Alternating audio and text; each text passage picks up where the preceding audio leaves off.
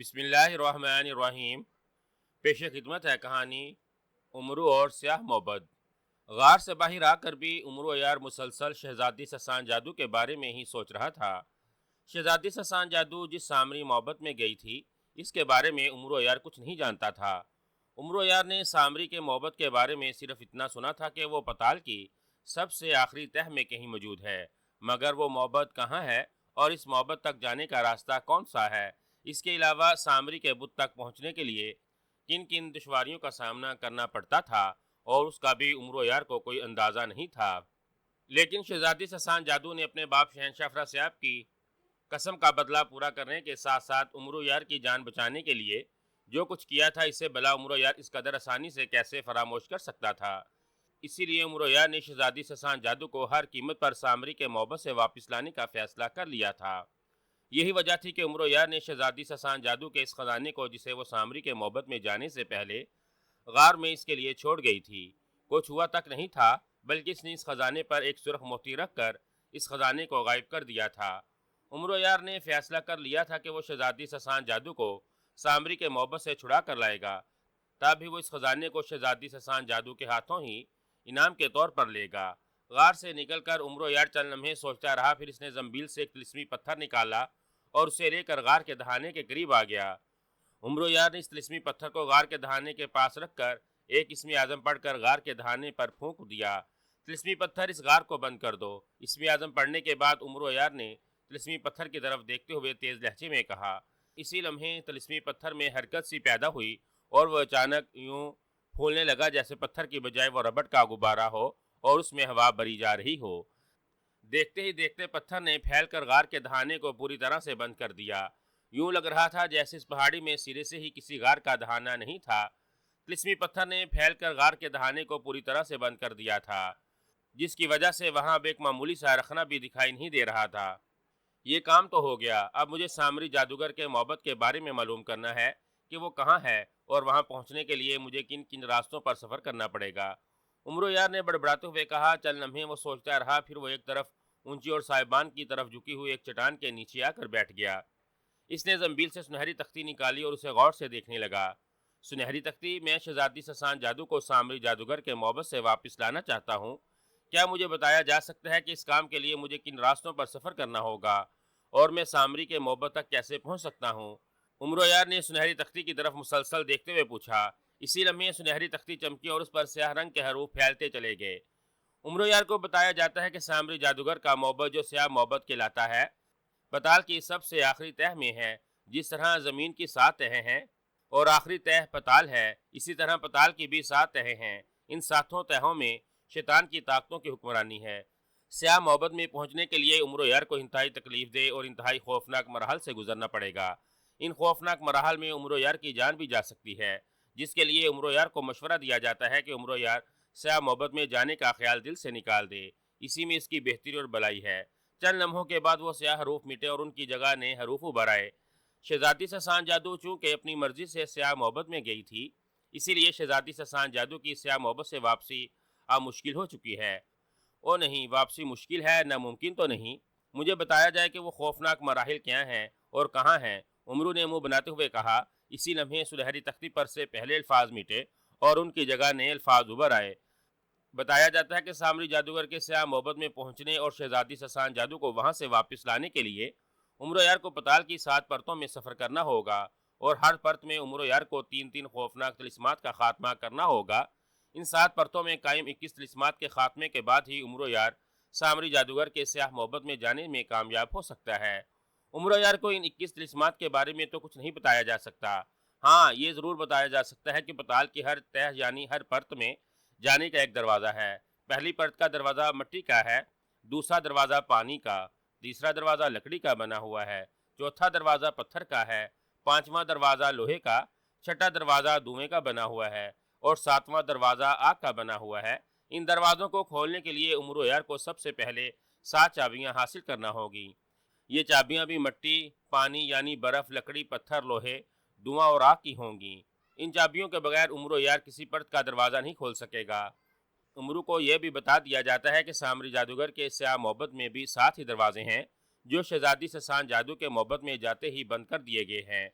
عمر یار جن جن پرتوں کے دروازے کھولتا جائے گا، سیاہ محبت کے دروازے بھی خود بخود کھلتے جائیں گے۔ ان 7 دروازوں میں سے 6 دروازے موت کے ہیں، جن میں داخل ہوتے ہی عمر یار ایک ہی لمحے میں جل کر وزم ہو جائے گا۔ ایک دروازہ زندگی کا ہے، جسے عمر یار کو خود ان 7 دروازوں میں تلاش کرنا ہوگا۔ اسی دروازے سے عمر یار سیاہ محبت میں داخل ہو کر شہزادی سسان جادو کو واپس لا سکتا ہے۔ ان الفاظ کے ساتھ ہی سنہری تختی پر سے حروف مٹتے چلے گئے۔ او، یہ تو انتہائی خوفناک اور پیچیدہ سلسلہ ہے اور خاصا طویل نظر آ رہا ہے۔ کیا کوئی آسان طریقہ نہیں ہے کہ میں آسانی کے ساتھ سامری جادوگر کے سیاہ محبت میں پہنچ جاؤں اور وہاں سے شہزادی سسان جادو کو واپس لے آؤں؟ عمرو نے ہونٹ سکوڑتے ہوئے کہا۔ اس قدر عجیب و غریب اور پیچیدہ طریق کار سن کر وہ خاصا پریشان ہو گیا تھا۔ بتایا جاتا ہے کہ عمر یار کو اسی لیے اس مہم پر جانے سے روکا جا رہا ہے۔ یہ سلسلہ انتہائی طویل اور خوفناک ہونے کے ساتھ ساتھ عمر یار کے لیے جان لیوا بھی ثابت ہو سکتا ہے۔ سامری جادوگر کے سیاہ محبت کے بنائے گئے طلسمات عام جادوگروں کے طلسمات سے کہیں زیادہ سخت، ناقابل شکست اور خوفناک ہیں، جن کو فنا کرنا عمر یار کے لیے بھی مشکل ثابت ہو سکتا ہے۔ سنہری تختی پر الفاظ ابھر آئے تھے۔ عمر یار ایک بار جو فیصلہ کر لیتا ہے اس پر اٹل رہتا ہے سنہری تختی۔ اس بار معاملہ شہزادی سسان جادو کا ہے، جس نے میرے لیے اتنی بڑی قربانی دینے سے بھی دریغ نہیں کیا تھا۔ وہ میری وجہ سے سامری جادوگر کے سیاہ محبت میں گئی ہے۔ اس نے مجھ پر احسان کیا ہے۔ میرا اصول ہے کہ میں اپنے پر کسی کا احسان باقی نہیں رہنے دیتا۔ اب جب تک میں شہزادی سسان جادو کو سامری جادوگر کے محبت سے واپس لا کر اس کا احسان نہ اتار دوں، اس وقت تک مجھے چین نہیں آئے گا۔ شہزادی سسان جادو کو سیاہ محبت سے واپس لانے کے لیے مجھے اپنی جان جوخم میں کیوں نہ ڈالنی پڑے، میں اسے وہاں سے ضرور واپس لاؤں گا۔ عمر یار نے ٹھوس اور اٹل لہجے میں کہا۔ کیا یہ عمر یار کا آخری فیصلہ ہے؟ سنہری تختی پر الفاظ ابھرے۔ ہاں، قطعی آخری فیصلہ ہے میرا، عمر یار نے کہا۔ تو پھر عمر یار کو بتایا جاتا ہے کہ اس مہم پر جانے سے پہلے عمر یار کالے جنگل میں جائے۔ کالے جنگل میں عمر یار کو ایک سرخ سانپ تلاش کرنا ہوگا، جس کا سر نیلا اور دم کالی ہے۔ اس سانپ کا نام مگولا ہے۔ مگولا کی مدد کے بغیر عمر یار نہ پتال کی پرتوں کے دروازوں تک پہنچ سکتا ہے اور نہ ہی ان دروازوں کی چابیاں حاصل کر سکتا ہے۔ اگر عمر یار کالے جنگل میں جا کر مگولا کو تلاش کر لے اور اسے اپنی مدد کے لیے رضامند کر لے تو مگولا کی مدد سے عمر یار ان پرتوں کے طلسمات کو بھی فنا کرنے میں کامیاب ہو سکتا ہے۔ سنہری تختی پر الفاظ ابھرے تو عمر یار انہیں پڑھنے میں مصروف ہو گیا۔ او، کیا اس سانپ میرا مطلب ہے مگولا کا تعلق سامری جادوگر کے سیاہ محبت سے ہے؟ عمر یار نے چونک کر پوچھا۔ ہاں، مگولا سامری جادوگر کے سیاہ محبت کا ایک خاص محافظ ہے، جو کچھ عرصہ پتال کی 7ویں تہہ میں موجود سیاہ محبت میں جا کر رہتا ہے اور کچھ عرصہ زمین کی سطح پر آ کر کالے جنگل میں رہتا ہے، سنہری تختی نے جواب دیا۔ او، اگر مگولا سامری جادوگر کے سیاہ محبت کا خاص محافظ ہے تو پھر وہ بلا میری مدد کیوں کرے گا؟ عمر یار نے کہا۔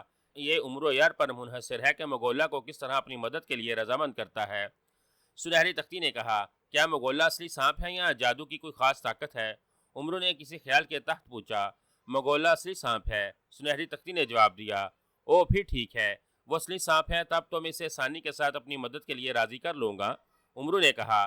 اس کی آنکھیں کسی خیال کے تحت چمک اٹھی تھیں، جس سے اس نے مگولا سانپ کو اپنی مدد کے لیے رضامند کرنے کا کوئی خاص طریقہ سوچ لیا ہو۔ اچھا سنہری تختی، مجھے بتایا جائے کہ کالا جنگل کہاں ہے؟ اس جنگل میں مجھے مگولا سانپ کو تلاش کرنے کے لیے کیا طریقہ اختیار کرنا ہوگا؟ کالا جنگل اگر انتہائی گھنا اور وسیع اور عریض ہوا تو اس جنگل میں ایک سانپ کو کیسے تلاش کر سکوں گا؟ وہ سانپ نہ جانے جنگل کے کس حصے میں اور کس کھو میں چھپا ہوا ہوگا، عمر یار نے کہا۔ عمر یار کو بتایا جاتا ہے کہ مگولا سانپ کو اپنے جنگل میں جا کر نہ صرف خود ہی تلاش کرنا ہوگا بلکہ اسے اپنی مدد کے لیے بھی خود ہی کوشش کرنی ہوگی۔ سنہری تختی پر لکھے الفاظ پڑھ کر عمر یار کا منہ سا بن گیا۔ او نہیں، کالا جنگل کہاں ہے؟ مجھے اس کے بارے میں کچھ بتایا جائے گا یا نہیں؟ عمر نے بنائے ہوئے لہجے میں کہا۔ کالے جنگل میں جانے کے لیے عمر یار سنہری چپلوں کو استعمال میں لائے تو اسے خود ہی کالے جنگل میں پہنچا دیں گی۔ سنہری تختی پر الفاظ ابھرے۔ ٹھیک ہے، اور کوئی خاص بات ہے تو وہ بھی مجھے بتا دی جائے، عمر یار نے کہا۔ اس کے لہجے میں شدید جلاہٹ کا عنصر تھا، کیونکہ سنہری تختی سے گول مول سے جواب دے رہی تھی۔ سامری جادوگر کے سیاہ محبت کے طلسمات کے بارے میں بھی اسے کچھ نہیں بتایا جا رہا تھا، جن کا جاننا عمر یار کے لیے بہت ضروری تھا، تاکہ وہ ان طلسمات کو فنا کرنے کے طریقہ کار کے بارے میں کچھ سوچ سکتا۔ لیکن جب اسے ان طلسمات کے بارے میں کچھ بتایا ہی نہیں جا رہا تھا تو وہ ان کو فنا کرنے کے طریقوں کے بارے میں کیا سوچ سکتا تھا؟ عمر یار اور کیا جاننا چاہتا ہے؟ سنہری تختی پر الفاظ ابھرے۔ کیا اس مہم میں اپنی زنبیل اور کراماتی چیزوں کا استعمال کر سکوں گا؟ میرا مطلب ہے اس مہم میں زنبیل اور کراماتی چیزیں میرا ساتھ دیں گی یا نہیں؟ عمر یار نے دل میں آنے والے خدشے کو ظاہر کرتے ہوئے کہا۔ اسے تشویش تھی کہ اس نے چونکہ شہزادی سسان جادو کو سامری جادوگر کے سیاہ محبت سے واپس لانے کا فیصلہ خود کیا تھا، اس لیے ہو سکتا ہے کہ اس مہم میں اس کی زنبیل اور کراماتی چیزیں اس کا ساتھ نہ دیں۔ عموماً ایسا ہی ہوتا تھا، اس نے جب بھی اپنی مرضی سے کوئی مہم حاصل کی تھی، زنبیل اور کراماتی چیزیں اس کے قطعی طور پر ناکارہ ہو جاتی تھیں۔ ایسے موقع پر وہ ہمیشہ اپنی چالاکیوں اور عیاریوں سے ہی بچتا آیا ہے۔ امرویار نے پچھلی مہم کے اختتام پر شہزادی سسان جادو کے چھوڑے ہوئے خزانے کو حاصل کرنے کا چونکہ لالچ نہیں کیا تھا اور خزانے کو ہاتھ تک نہ لگایا تھا، اس لیے اس بار امرویار اپنی زنبیل اور اپنی تمام کراماتی چیزوں کو استعمال کرنے کا پورا حق رکھتا ہے۔ ویسے بھی ان چیزوں کے بغیر امرویار اس مہم کو سر نہیں کر سکے گا۔ اس کے علاوہ امرویار کا مقصد سامری جادوگر کے سیاہ محبت میں جانے کا ہے، جہاں سے امرویار شہزادی سسان جادو کو واپس لانا چاہتا ہے۔ اگر اس کام کے ساتھ ساتھ امرویار سیاہ محبت میں سامری جادوگر کے بت کو توڑنے کا بھی ارادہ کر لے تو امرویار کے لیے یہ مہم قدرے آسان ہو جائے گی۔ سنہری تختی پر الفاظ ابھرے۔ سنہری تختی پر لکھے ان الفاظ کو پڑھ کر امرویار کی آنکھیں چمک اٹھیں۔ او کیا میں اس سسانی کے بارے میں جان سکتا ہوں؟ امرویار نے مسرت بھرے لہجے میں کہا۔ امرویار کی جہاں جان جانے کا خطرہ ہوگا تب کراماتی چیزیں خود بخود حرکت میں آ جائیں گی اور امرویار کو یقینی موت سے بچا لیں گی۔ سنہری تختی نے جواب دیا، او نہیں، بس یہی آسانی ہوگی میرے لیے۔ میں تو سمجھا تھا مجھے سیاہ محبت میں پہنچنے کا آسان اور خطرات سے کم راستے کے بارے میں بتا دیا جائے گا۔ امرو نے منہ بنا کر کہا، ٹھیک ہے سنہری تختی، میں سیاہ محبت میں موجود سامری جادوگر کے بت کو توڑنے کا بھی وعدہ کرتا ہوں۔ شہزادی سسان جادو کو سیاہ محبت سے نکالنے سے پہلے میں سامری جادوگر کے بت کو تباہ کر دوں گا۔ چند لمحے خاموش رہنے کے بعد امرویار نے کہا۔ امرویار کا یہ وعدہ امرویار کی مہم کے لیے بے حد کارآمد ثابت ہوگا۔ سنہری تختی نے کہا تو امرویار نے اس بات میں سر ہلا دیا۔ اچھا سنہری تختی، مجھے یہ بتایا جائے کہ میں سامری جادوگر کے سیاہ محبت سے جس شہزادی سسان جادو کو واپس لانے کے لیے جا رہا ہوں، اگر اس نے میرے ساتھ واپس آنے سے انکار کر دیا تو اگر میں اسے زبردستی وہاں سے لے آیا تو وہ دوبارہ بھی وہاں واپس جا سکتی ہے۔ ایسی صورت میں میرا اس سے وہاں سے واپس لانے کا مقصد تو ناکام ہی ہو جائے گا، امرویار نے کہا۔ امرویار کو بتایا جاتا ہے کہ اگر سیاہ محبت میں موجود سامری جادوگر کے بت کو تباہ کر دیا جائے تو شہزادی سسان جادو جو مجبوراً وہاں گئی تھی نہ وہاں کسی طرح سے رک سکتی ہے اور نہ ہی وہ دوبارہ وہاں جانے کے بارے میں سوچ سکتی ہے۔ سنہری تختی نے جواب دیا تو امرویار کے چہرے پر اطمینان کی جھلکیاں نمودار ہو گئیں۔ سنہری تختی، میں ایک بات اور پوچھنا چاہتا ہوں، کیا مجھے جواب دیا جائے گا؟ امرو نے چند لمحے توقف کے بعد پوچھا۔ جواب میں سنہری تختی پر ہلکی سی چمک ابھری، جس کا مطلب تھا کہ امرویار کچھ بھی پوچھ سکتا ہے۔ اگر سنہری تختی نے جواب نہ دینا ہوتا تو اس کی چمک معدوم پڑ جاتی تھی۔ میں نے سنا تھا کہ سامری جادوگر دنیا کے تمام جادوگروں سے امیر ترین جادوگر تھا۔ اس نے اپنی زندگی میں جتنے بڑے بڑے خزانے حاصل کیے تھے وہ اس نے مرنے سے پہلے ہی اپنے محبت میں چھپا دیے تھے۔ کیا وہ سارے خزانے اسی سیاہ محبت میں ہیں جہاں میں جا رہا ہوں؟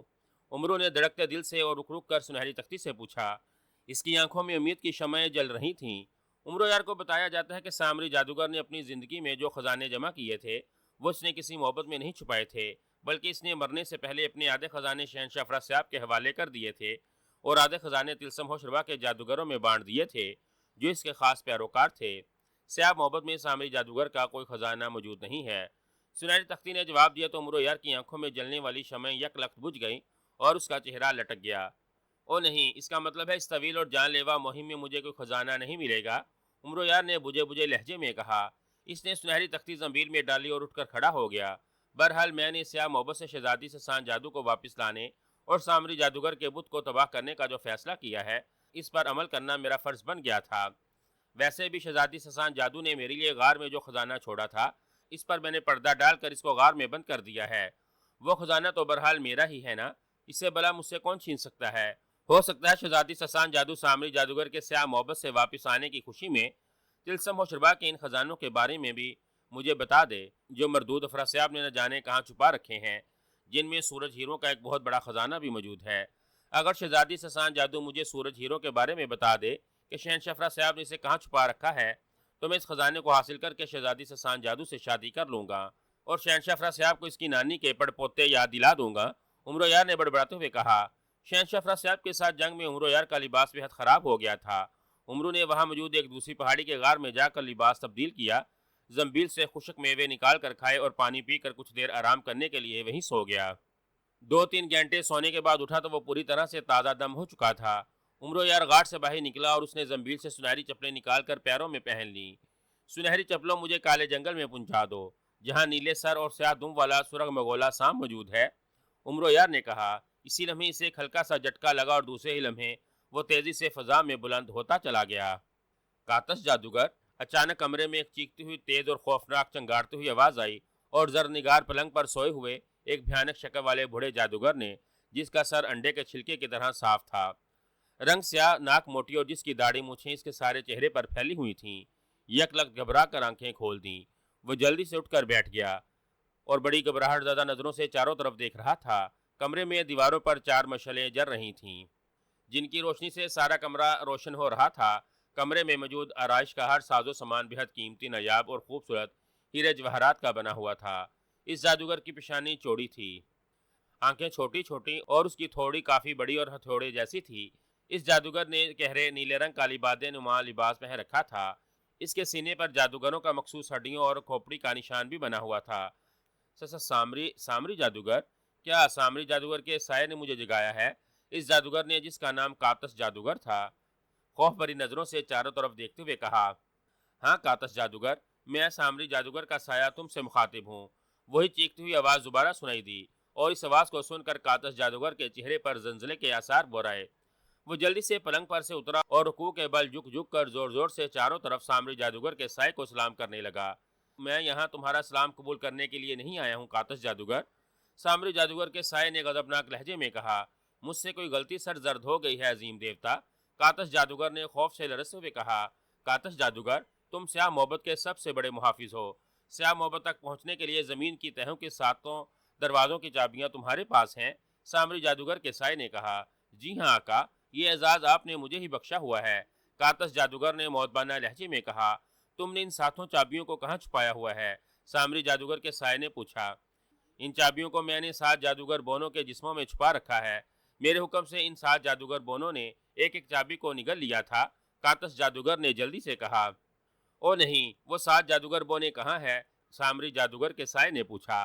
इनमें से एक जादूगर बोने को मैंने अंधे और इंतहाई गहरे कुएं में छुपा रखा है, दूसरे जादूगर बोने को मैंने एक दरख्त में कैद कर रखा है, तीसरे जादूगर बोने को मैंने आतिश पहाड़ में छुपाया हुआ है, चौथे जादूगर बोने को मैंने समंदर में मौजूद एक मगरमच्छ के पेट में, पांचवें जादूगर बोने को एक जहरीली दलदल में, छठे जादूगर बोने को एक अजहे के पेट में और सातवें जादूगर बोने को मैंने गायब करके हवा में तहरील कर दिया है। इन जादूगर बोनों को सवाए मेरे कोई जाहिर नहीं कर सकता और ना ही किसी तरह इनसे कोई ये चाबियां हासिल कर सकता है। अगर कोई इन जादूगर बोनों तक पहुंच भी जाए तो उनमें से किसी भी जादूगर बोने से वो पताल की चाबी मांगेगा तो चाबी मांगने वाला और वो जादूगर बोना दोनों उसी लम्हे जलकर बजम हो जाएंगे, कातश जादूगर ने कहा। बहुत खूब, तुमने इन चाबियों की हिफाजत का खासा माकूल इंतजाम कर रखा है कातश जादूगर, मैं तुम्हारी इस हिकमत अमली से बेहद खुश हुआ हूँ। सामरी जादूगर के साए ने खुश होकर कातश जादूगर की तारीफ करते हुए कहा। शुक्रिया आका, बहुत बहुत शुक्रिया, कातश जादूगर ने अपनी तारीफ सुनकर खुश होते हुए कहा। इन जादूगर बोनों के राज से तुम्हारे और मेरे सिवा और कौन वाकिफ है? सामरी जादूगर के साए ने चंद लम्हे ताकुफ के बाद कातश जादूगर से पूछा। इस राज को सुरखसाम मगोला भी जानता है आका, कातश जादूगर ने कहा। मगोला? और इस राज से मगोला वाकिफ है? ये तो बहुत बुरा हुआ, बहुत बुरा, सामरी जादूगर के साए ने परेशानी के आलम में कहा।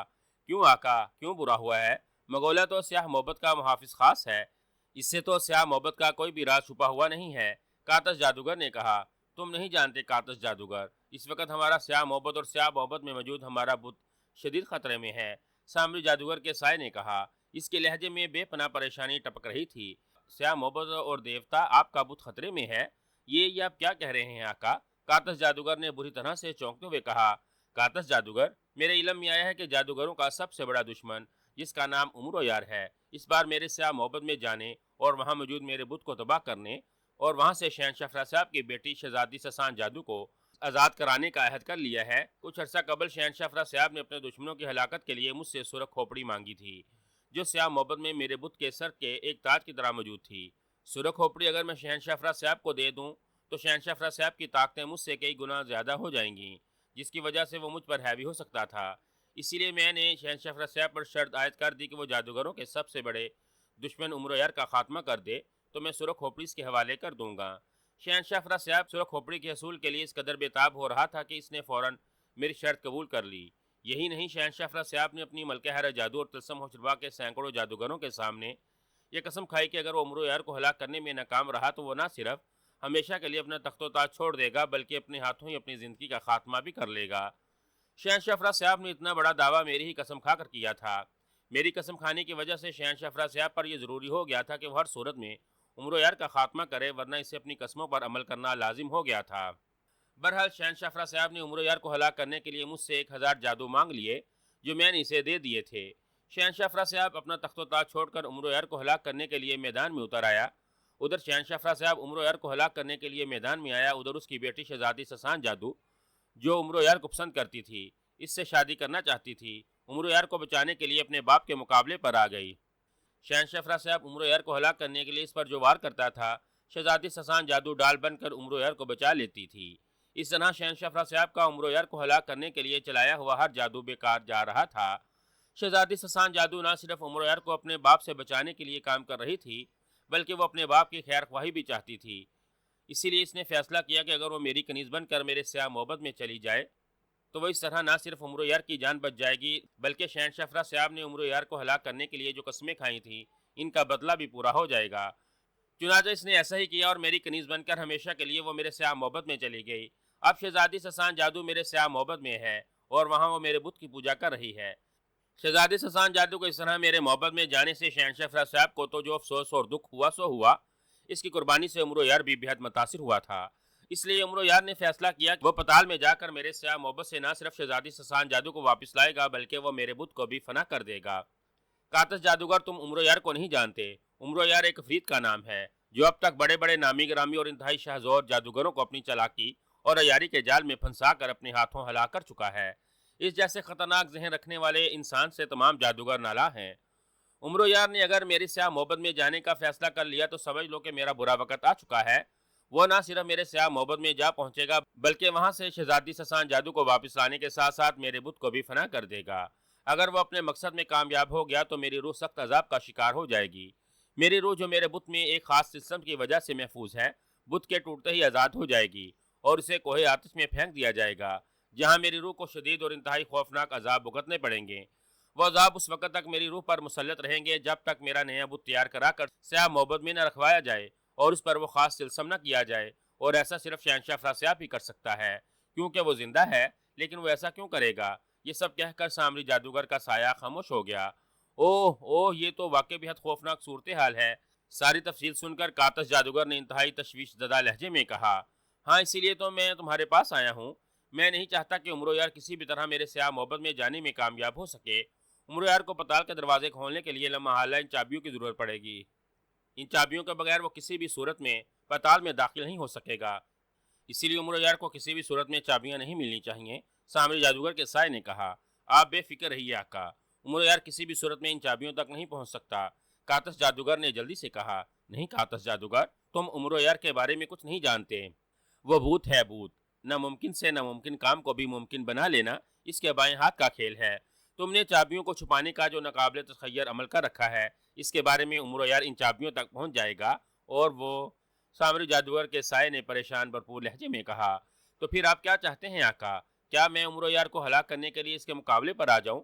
کاتس جادوگر نے جھلائے ہوئے انداز میں مگر انتہائی مؤدبانہ لہجے میں کہا، نہیں، جب شہنشاہ افراسیاب جو جادوگروں کا شہنشاہ ہے عمر یار کو ہلاک کرنے میں ناکام ہو چکا ہے تو تم اس کے سامنے کیا حیثیت رکھتے ہو؟ سامری جادوگر کے سائے نے ہنکارا بھر کر کہا، آپ نے خود ہی بتایا کہ شہنشاہ افراسیاب کی ناکامی کے پیچھے سب سے بڑا ہاتھ اس کی بیٹی شہزادی سسان جادو کا ہے۔ اب شہزادی سسان جادو آپ کے سیاہ محبت میں جا چکی ہے تو عمر یار کی مدد کون کرے گا؟ میرا خیال ہے کہ میں اسے آسانی کے ساتھ ہلاک کر سکتا ہوں۔ میری طاقتیں گو شہنشاہ افراسیاب سے زیادہ نہیں مگر اس سے کم بھی نہیں ہیں۔ کاتس جادوگر نے کہا، نہیں کاتس جادوگر، عمر یار تم جیسے جادوگروں کے ہاتھوں مرنے والا ہوتا تو اب تک وہ سینکڑوں بار مر چکا ہوتا۔ سامری جادوگر کے سائے نے کہا تو کاتس جادوگر نے بے اختیار جبڑے بھینچ لیے۔ آقا، آپ عمر یار سے کچھ زیادہ ہی خائف معلوم ہو رہے ہیں۔ بہرحال بتائیے، میرے لیے آپ کا کیا حکم ہے؟ کاتس جادوگر نے کہا۔ وہ شاید سامری جادوگر کے سائے کی باتوں سے تنگ آ گیا تھا جو کسی بھی طرح نہیں مان رہا تھا۔ تم ایسا کرو، سب سے پہلے اس سرخ سام مغولہ کا خاتمہ کر دو۔ سامری جادوگر کے سائے نے چند لمحے توقف کے بعد کہا، مغولہ کا خاتمہ کر دوں؟ یہ آپ کیا کہہ رہے ہیں آقا؟ سامری جادوگر کے سائے کی بات سن کر کاتس جادوگر بری طرح سے اچھل پڑا۔ ہاں، میں نہیں چاہتا کہ عمر یار مغولہ سے کوئی مدد حاصل کر لے۔ میں عمر یار کی خصلت اچھی طرح سے جانتا ہوں۔ پتال میں جانے کے لیے وہ سب سے پہلے مغولہ کو پکڑنے کی کوشش کرے گا، اس کے بعد وہ تمہارے پاس آئے گا، تمہیں وہ اپنی عیاری کے جال میں پھنسا کر تم سے 7 چابیاں حاصل کر لے گا۔ ایک بار وہ پتال میں داخل ہو گیا تب کوئی بھی اس کا کسی طریقے سے راستہ نہیں روک سکے گا۔ تم مگولا کو ختم کر کے خود بھی کہیں غائب ہو جاؤ، کوہ شمشم، ہاں تم کوہ شمشم میں چلے جاؤ۔ عمرو یار کچھ بھی کر لے وہ شمشم تک کبھی نہیں پہنچ سکے گا۔ تم کوہ شمشم میں جاؤ، میں کوہ شمشم کے دہانے پر اپنی مہر بھی لگا دوں گا۔ عمرو یار لاکھ سر پٹکتا رہے وہ اس مہر کو کبھی نہیں توڑ سکے گا۔ کوہ شمشم کی مہر میں خود توڑ دوں گا جب عمرو یار ہلاک ہو جائے گا۔ اس کے لیے چاہے مجھے صدیوں کا ہی کیوں انتظار نہ کرنا پڑے، سامری جادوگر کا سایہ رکے بغیر کہتا چلا گیا۔ مگر آقا اگر میں نے مگولا کو ہلاک کر دیا اور میں کوہ شمشم میں چلا گیا تو سیاہ محبت کی حفاظت کرنے والی ساری طاقتیں کمزور ہو جائیں گی۔ کاتس جادوگر نے پریشانی کے عالم میں کہا، کمزور ہی ہوں گی، ختم تو نہیں ہو جائیں گی۔ بس میں تمہیں حکم دیتا ہوں، تم ابھی اور اسی وقت جا کر مگولا سانپ کا خاتمہ کر دو اور خود بھی کوہ شمشم میں چلے جاؤ۔ سامری جادوگر کے سائے نے کہا۔ اسی لمحے زناٹے دار آواز ابھری۔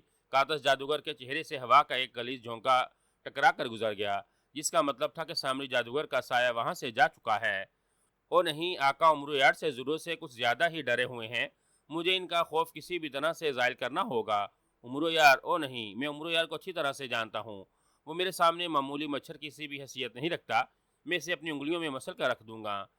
اب میں آپ کو اپنا فیصلہ بتاتا ہوں آقا، میں نہ مگولا سانپ کو ہلاک کروں گا اور نہ ہی میں کوہ شمشم میں جاؤں گا۔ عمرو یار جیسے معمولی انسان کو اب میں اپنے ہاتھوں سے ہلاک کروں گا۔ اس عمرو یار کی کٹی پھٹی اور کچلی ہوئی لاش اب میں آپ کے بت کے قدموں میں رکھوں گا، یہ میرا آپ سے وعدہ ہے، دنیا کے عظیم اور انتہائی طاقتور جادوگر کاتس جادوگر کا وعدہ۔ کاتس جادوگر نے غصے اور نفرت سے مسلسل ہونٹ چباتے ہوئے کہا۔ وہ چند لمحے سوچتا رہا، پھر اس نے اچانک زور سے زمین پر پاؤں مارا تو ایک زوردار دھماکہ ہوا اور اس کے گرد سیاہ رنگ کا دھواں پھیل گیا۔ دیکھتے ہی دیکھتے دھواں ہوا میں تحلیل ہوتا چلا گیا اور جب دھواں وہاں سے غائب ہوا تو اس کے ساتھ کاتس جادوگر بھی وہاں سے غائب ہو چکا تھا، جیسے ہوا میں تحلیل ہونے والے دھوئیں نے کاتس جادوگر کو بھی ہوا میں تحلیل کر دیا ہو۔ عمرو یار کسی پرندے کی طرح آسمان کی بلندیوں پر نہایت برق رفتاری سے اڑا جا رہا تھا۔ آسمان بالکل صاف تھا۔ عمرو یار چونکہ انتہائی بلندی پر تھا اسی لیے نیچے سے اسے دیکھ لینے جانے کا سوال پیدا ہی نہیں ہوتا تھا، جس کی وجہ سے عمرو یار نے سلیمانی چادر بھی نہیں اوڑھ رکھی تھی۔ عمرو یار کو اس طرح ہوا کے دوش پر اڑتا ہوا کئی پہر گزر گئے تھے، لیکن وہ ابھی تک کالے جنگل میں نہیں پہنچ پایا تھا، جس سے عمرو کو اندازہ ہو رہا تھا کہ کالا جنگل لاکھوں میل کی دوری پر ہے۔ مسلسل اڑتے اڑتے جب شام ہونے کو آئی تو عمرو کے اڑنے کی رفتار ہلکی ہو گئی اور پھر وہ عمودی پرواز کرتا ہوا نیچے اترتا چلا گیا۔ عمرو نے چونک کر دیکھا، نیچے ایک انتہائی وسیع اور ریز اور گھنا جنگل پھیلا ہوا تھا۔ اس جنگل میں درخت تو تھے مگر ان پر بیل بوٹے یا پتوں کا نام و نشان نظر تک نہیں آ رہا تھا۔ ہر طرف جھاڑیاں ہی جھاڑیاں پھیلی ہوئی تھیں۔ درخت اور ان جھاڑیوں کا رنگ سیاہ تھا، یوں لگ رہا تھا جیسے ان سارے جنگل کو آگ لگ گئی ہو اور اس آگ نے پورے جنگل کو جلا کر سیاہ کر دیا ہو۔ سیاہ رنگ کے ٹنڈ منڈ مگر بڑے بڑے تناور درخت وہاں بوتوں کی طرح سر اٹھائے کھڑے تھے۔ جنگل سیاہ ہونے کے باوجود ہر قسم کے پرندوں اور جانوروں سے بھی بھرا ہوا نظر آ رہا تھا۔ حیرت کی بات یہ تھی کہ ان پرندوں اور جانوروں کا رنگ بھی جنگل کے درختوں کی طرح انتہائی سیاہ تھا۔ عمرو یوں جنگل کی طرف اتر رہا تھا، جنگل کے جانور چونک چونک کر اور سر اٹھا کر حیرت سے اس کی طرف دیکھنا شروع ہو گئے تھے۔ ان میں عام جانور بھی تھے اور خوفناک درندے بھی۔ عمرو یار نے بھی ان جانوروں کو دیکھ لیا تھا۔ اس سے پہلے کہ وہ جنگل میں جا کر اترتا اس نے جلدی سے زنبیل سے سلیمانی چادر نکال کر کاندھوں پر ڈال لی اور غائب ہو گیا۔ ساتھ اس نے حفاظت کے پیش نظر زنبیل سے تلوار حیدری بھی نکال کر ہاتھ میں لے لی تھی۔ اسے اس طرح اچانک غائب ہوتا دیکھ کر جنگل کے جانور اور زیادہ حیران ہو گئے تھے۔ بہت سے جانوروں نے زور زور سے چیخنا چلانا اور ادھر ادھر بھاگنا شروع کر دیا تھا۔ سنہری چپلوں نے عمرو یار کو جنگل کے خالی خطے میں لا کر کھڑا کیا تھا۔ زمین پر آتے ہی عمرو سنہری چپلیں اتار کر اپنی عام چپلیں پہنی اور سنہری چپلیں زنبیل میں ڈال لیں۔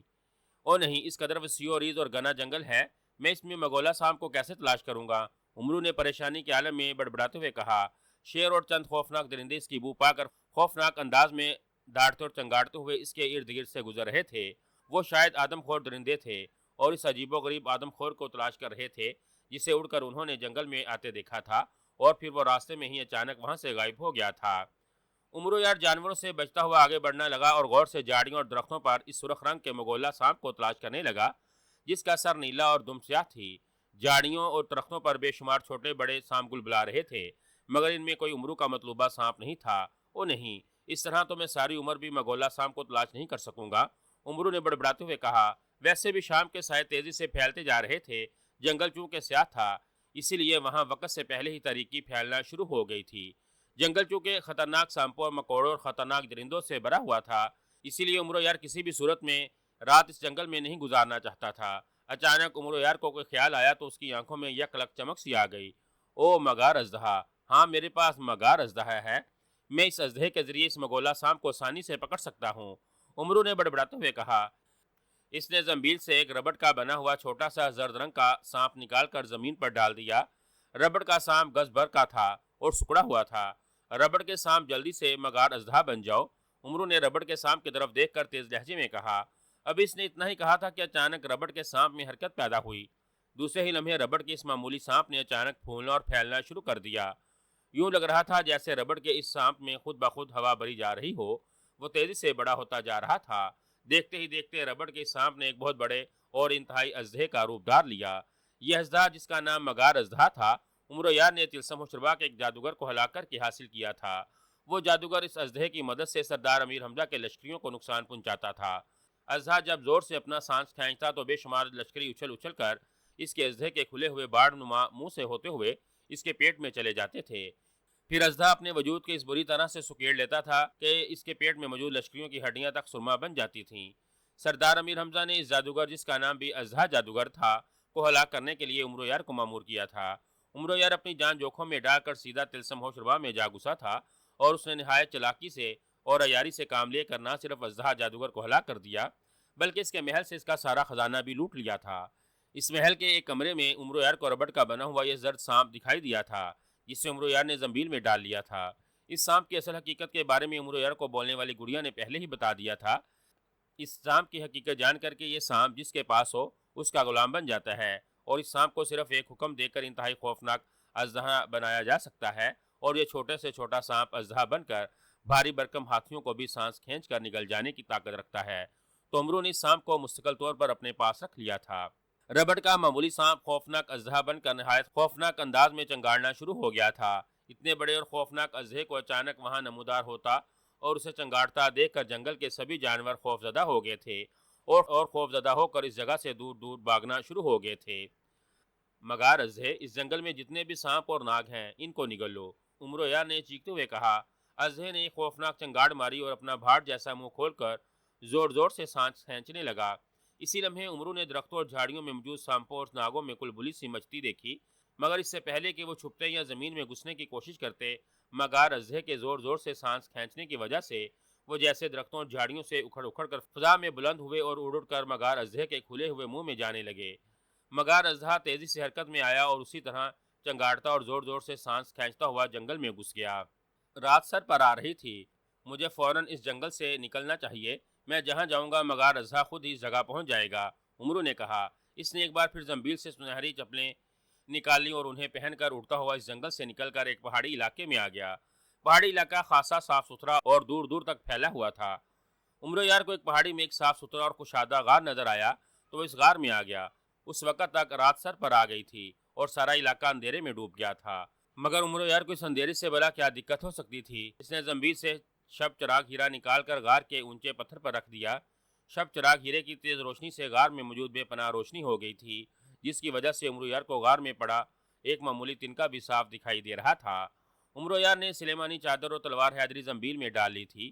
غار میں آ کر عمرو نے زنبیل سے خشک میوے نکال کر کھائے اور چھاگل سے پانی پیا اور پھر وہ مگار اژدہے کی واپسی کا انتظار کرنے لگا۔ عمرو نے زنبیل سے ایک چھوٹی سی شیشے کی بوتل اور ایک لمبی سی لکڑی نکال کر اپنے سامنے رکھ لی تھی۔ اس لکڑی کا سرا آگے سے دو شاخہ تھا۔ ایسی لکڑیاں عموماً سانپ پکڑنے والے جوگیوں کے پاس ہوتی ہیں۔ ان لکڑیوں کی مدد سے جوگی ہاتھ لگائے بغیر انتہائی خطرناک اور زہریلے سانپ کو بھی گردن سے پکڑ لیتے تھے۔ اس دو شاخہ لکڑی میں پھنسی ہوئی سانپ کی گردن آسانی سے نہیں چھوٹتی تھی، جس کی وجہ سے سانپ بے بس ہو جاتے تھے۔ او نہیں، یہ مگار اژدہا کہاں رہ گیا ہے؟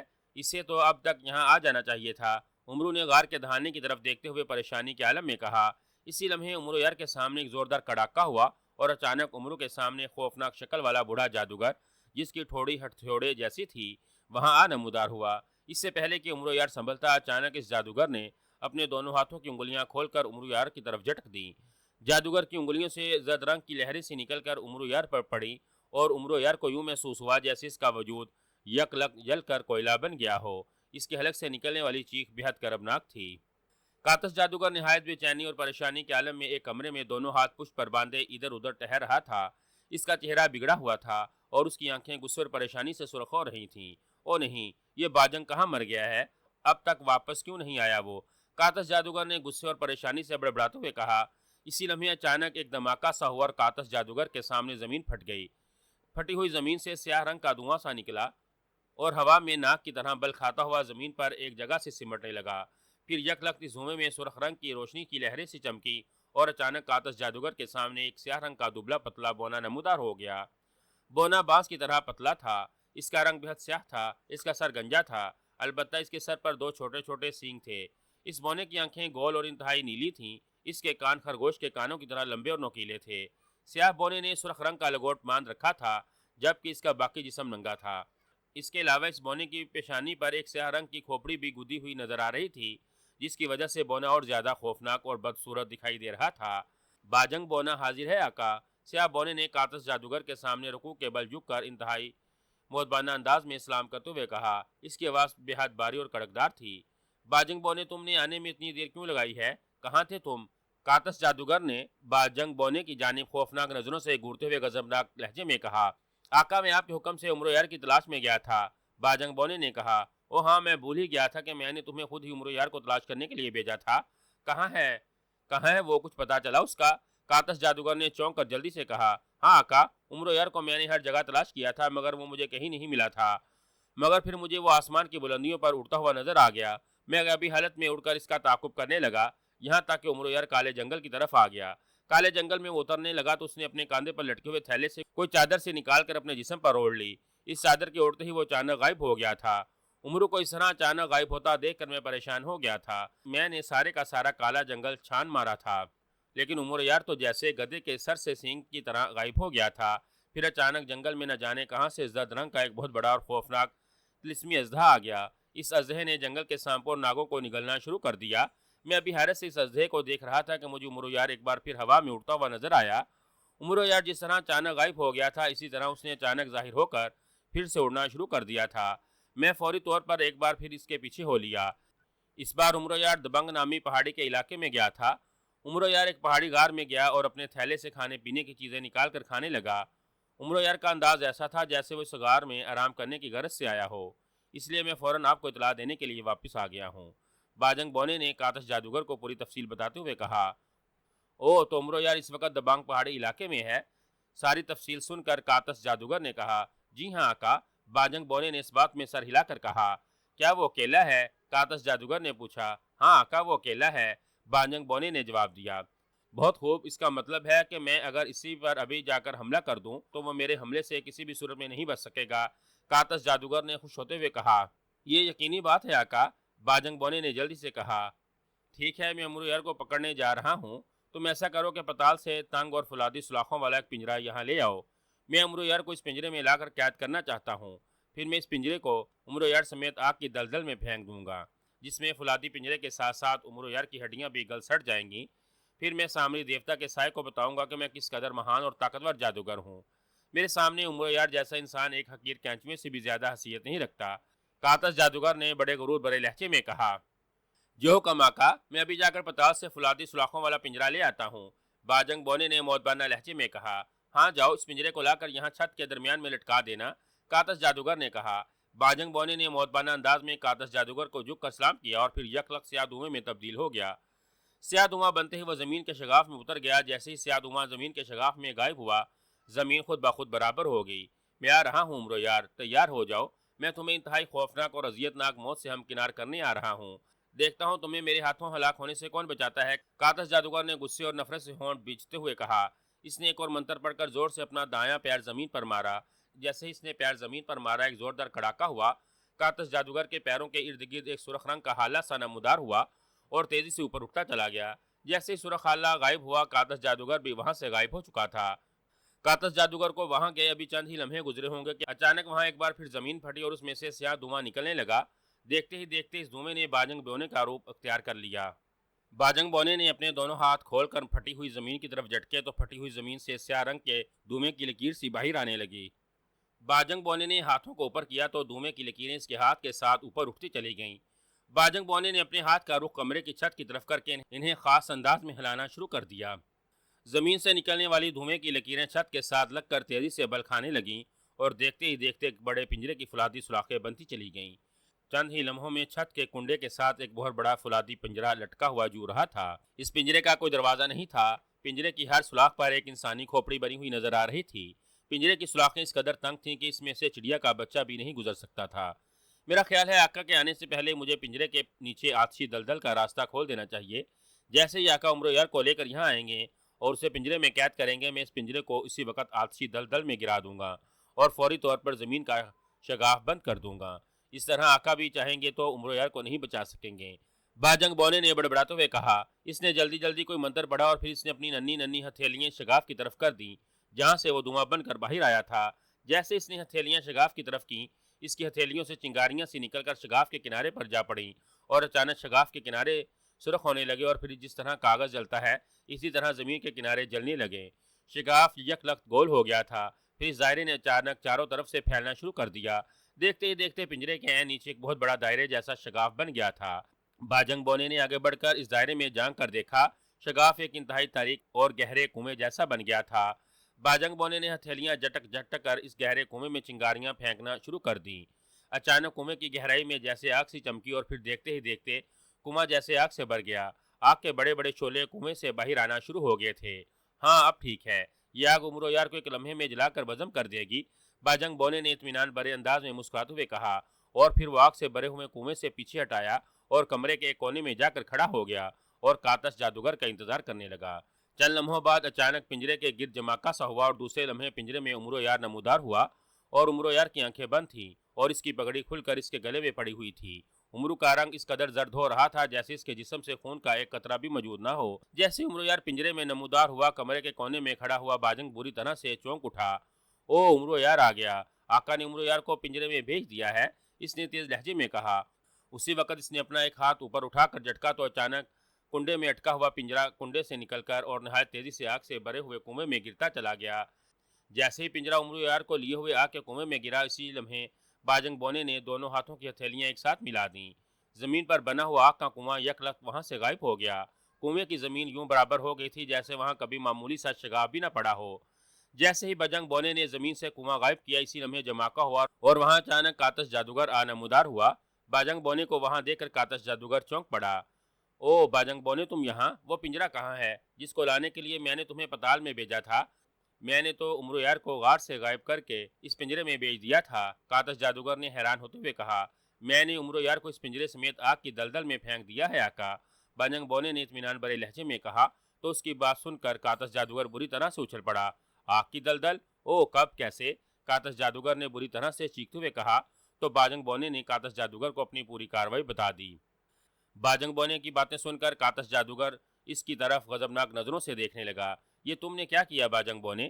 تم نے میرا انتظار بھی نہیں کیا اور عمر یار کو آگ کی دلدل میں پھینک دیا۔ میں عمر یار کو تڑپا تڑپا اور سسکار کر مارنا چاہتا تھا۔ میں عمر یار کی لاش کے ٹکڑے کر کے سامری دیوتا کے سائے کو دکھانا چاہتا تھا اور تم نے عمر یار کو اس قدر آسان انداز میں ہلاک کر دیا ہے۔ اگر میں عمر یار کو اپنے ہاتھوں آگ کی دلدل میں پھینکتا تو سامری دیوتا کا سایہ مجھ سے بے پناہ خوش ہو جاتا اور اپنی ہزاروں طاقتیں میرے حوالے کر دیتا، مگر اب او نہیں، عمر یار کو تم نے ہلاک کر کے میرے سارے ارادوں پر پانی پھیر دیا ہے، کاتش جادوگر نے غصے سے چیختے ہوئے کہا۔ او آقا میں کاتش جادوگر کو غصے میں دیکھ کر باجنگ بونے نے بکھلائے ہوئے لہجے میں کہا۔ باجنگ بونے، دل تو چاہ رہا ہے کہ میں تمہیں ابھی اور اسی وقت جلا کر راکھ کر دوں، مگر او نہیں، چلے جاؤ یہاں سے، جاؤ اس سے پہلے کہ سچ میں تمہارے ٹکڑے اڑا دوں، دفع ہو جاؤ یہاں سے، کاتش جادوگر نے داڑتے ہوئے کہا۔ غصے اور نفرت کی وجہ سے اس کا چہرہ بھی بری طرح سے بگڑا ہوا تھا اور اس کی آنکھیں جیسے شعلہ برسا رہی تھیں۔ باجنگ بونے نے گھبرا کر زمین پر زور سے پاؤں مارا، ایک دھماکے سے زمین پھٹی اور وہاں ایک بہت بڑا شگاف پڑ گیا تھا۔ باجنگ بونا سیاہ دھوئیں میں تبدیل ہوا اور پھر تیزی سے اس شگاف میں اترتا چلا گیا۔ جیسے ہی دھواں شگاف میں غائب ہوا، اسی لمحے زمین برابر ہو گئی۔ کاتش جادوگر بری طرح سے پیر پٹک رہا تھا۔ عمر یار کو آگ کی دلدل میں پھینک کر باجنگ بونے نے اس کے سارے ارادوں کو ملیا میٹ کر دیا تھا، ورنہ کاتش جادوگر واقعی عمر یار کو نہایت اذیت ناک انداز میں ہلاک کرنے کا فیصلہ کر چکا تھا۔ اس سے عمر یار کو اس قدر آسان طریقے سے ہلاک ہونے پر شدید افسوس ہو رہا تھا۔ باجنگ بونے نے عمر یار کو آگ کا کنواں بنا کر جس طرح اسے آگ کی دلدل میں پھینک کر زمین برابر کر دی تھی، اس سے اب تک عمر یار کی ہڈیاں تک جل کر راکھ بن چکی ہوں گی۔ کوشش کے باوجود اب کاتش جادوگر بھی عمر یار کو اس آگ کی دلدل سے باہر نہیں لا سکتا تھا۔ شہنشاہ افراسیاب اور ملکہ حیرت جادو کا اپنی بیٹی کی جدائی کے غم میں برا حال ہو رہا تھا۔ شہنشاہ افراد صاحب تو اپنی بیٹی کے غم میں بیمار ہو گیا تھا۔ وہ جب سے واپس آیا تھا اپنے شاہی کمرے کی حد تک محدود ہو کر رہ گیا تھا۔ نہ وہ کمرے سے باہر نکلتا تھا اور نہ کسی سے ملتا تھا۔ شروع میں اس نے ملکہ حیرت جادو سے بھی ملنے سے انکار کر دیا تھا، مگر ایک روز ملکہ حیرت جادو زبردستی اس کے کمرے میں آ گئی تھی۔ اس کا غصے سے برا حال تھا۔ اس نے افراد صاحب کو بھاؤ کی سنائی تھی، جس کی وجہ سے اس کی اکلوتی بیٹی شہزادی سسان جادو ہمیشہ کے لیے کنیز بن کر سامری جادوگر کے سیاہ محبت میں چلی گئی تھی۔ شہنشاہ افراد صاحب، جس کا سارے طلسم و شربا محل اور ملکہ حیرت جادو پر بے پناہ روب اور دبدبا تھا، اس وقت ملکہ حیرت جادو کے سامنے مجرموں کی طرح سر جھکائے بیٹھا رہا تھا۔ ملکہ حیرت جادو نے بدستور طلسم و شربا کا تخت و تاج سنبھال رکھا تھا۔ اسے بھی اپنی بیٹی کا دکھ تھا، مگر وہ شہنشاہ افراد صاحب کی طرح ایک ہی کمرے میں محدود نہ ہوئی تھی۔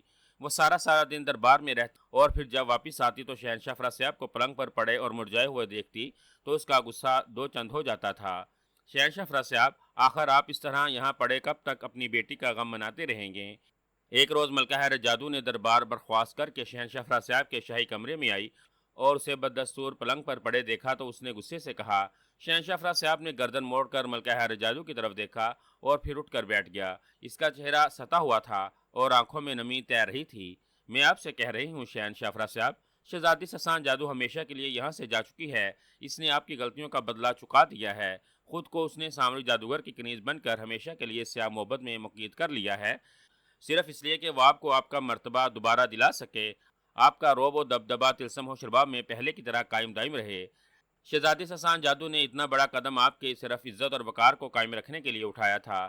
جس بیٹی کو آپ برا بلا کہتے تھے، اس بیٹی کی وجہ سے آپ زندہ سلامت ہیں۔ اب آپ خود کو اس کمرے تک محدود کر کے اس کی اتنی بڑی قربانی کو رائگاں کر رہے ہیں۔ یہ کہاں کا انصاف ہے شہنشاہ افراد صاحب؟ ملکہ حیرت جادو غصیلے لہجے میں کہتی چلی گئی۔ میں کیا کروں ملکہ حیرت جادو؟ میں شہنشاہ افراد صاحب نے روندے ہوئے لہجے میں کہا۔ بیٹی کی قربانی کا سن کر ایک بار پھر اس کی آنکھوں میں آنسو بھر آئے تھے۔ کرنا کیا ہے؟ اپنا تخت و تاج سنبھالیے، اپنی حالت ٹھیک کریں۔ طلسم و شربا کو اس وقت میری نہیں، آپ کی ضرورت ہے، صرف آپ کی۔ ملکہ حیرت جادو نے تلخ لہجے میں کہا۔ میں اپنا تخت و تاج کیسے سنبھال سکتا ہوں ملکہ حیرت جادو؟ شہنشاہ افراد صاحب نے روندی ہوئی آواز میں کہا۔ کیوں نہیں سنبھال سکتے آپ؟ ملکہ حیرت جادو نے تیز لہجے میں کہا۔ میں نے تمہارے اور سارے درباریوں کے سامنے عمر و یار کو ہلاک کرنے کے جو دعوے کیے تھے، جو قسمیں کھائی تھیں، ان سب میں بری طرح سے ناکام ہو رہا ہوں۔ اب میں سب کے سامنے کیا منہ لے کر جاؤں؟ ایک تھکا ہوا اور ہارا ہوا شہنشاہ کسی کو کیا منہ دکھا سکتا ہے؟ کیا ان سب کے سامنے میری عزت، میرا وہ وقار قائم رہا ہوگا؟ وہ سب، شہنشاہ افراد صاحب نے دکھ بھرے لہجے میں کہا۔ آپ کی عزت اور آپ کا مرتبہ ابھی تک اسی طرح ہی قائم ہے شہنشاہ۔ طلسم و شربا کے ایک بچے کو آپ کی ناکامی کی وجہ معلوم ہو چکی ہے۔ ان سب کا یہی خیال ہے کہ شہزادی سسان جادو اگر آپ کے اڑے میں نہ آ جاتی تو عمر و یار کسی بھی صورت میں آپ کے ہاتھوں زندہ نہیں بچ سکتا تھا۔ جو کچھ بھی ہوا تھا اس کی ذمہ دار شہزادی سسان جادو ہی ہے، اس لیے اسے اپنی غلطیوں کی سزا مل گئی ہے اور وہ ہمیشہ کے لیے سامری جادوگر کی کنیز بن کر رہ گئی ہے، اس کے سیاہ محبت میں چلی گئی ہے۔ ملکہ حیرت جادو نے کہا تو شہنشاہ افراد صاحب حیرت بھری نظروں سے ملکہ حیرت جادو کی شکل دیکھنے لگا۔ ملکہ حیرت جادو، شہزادی سسان جادو ہماری اکلوتی بیٹی ہے، کیا تمہیں اس کی جدائی کا دکھ نہیں ہے؟ شہنشاہ افراد صاحب نے کہا۔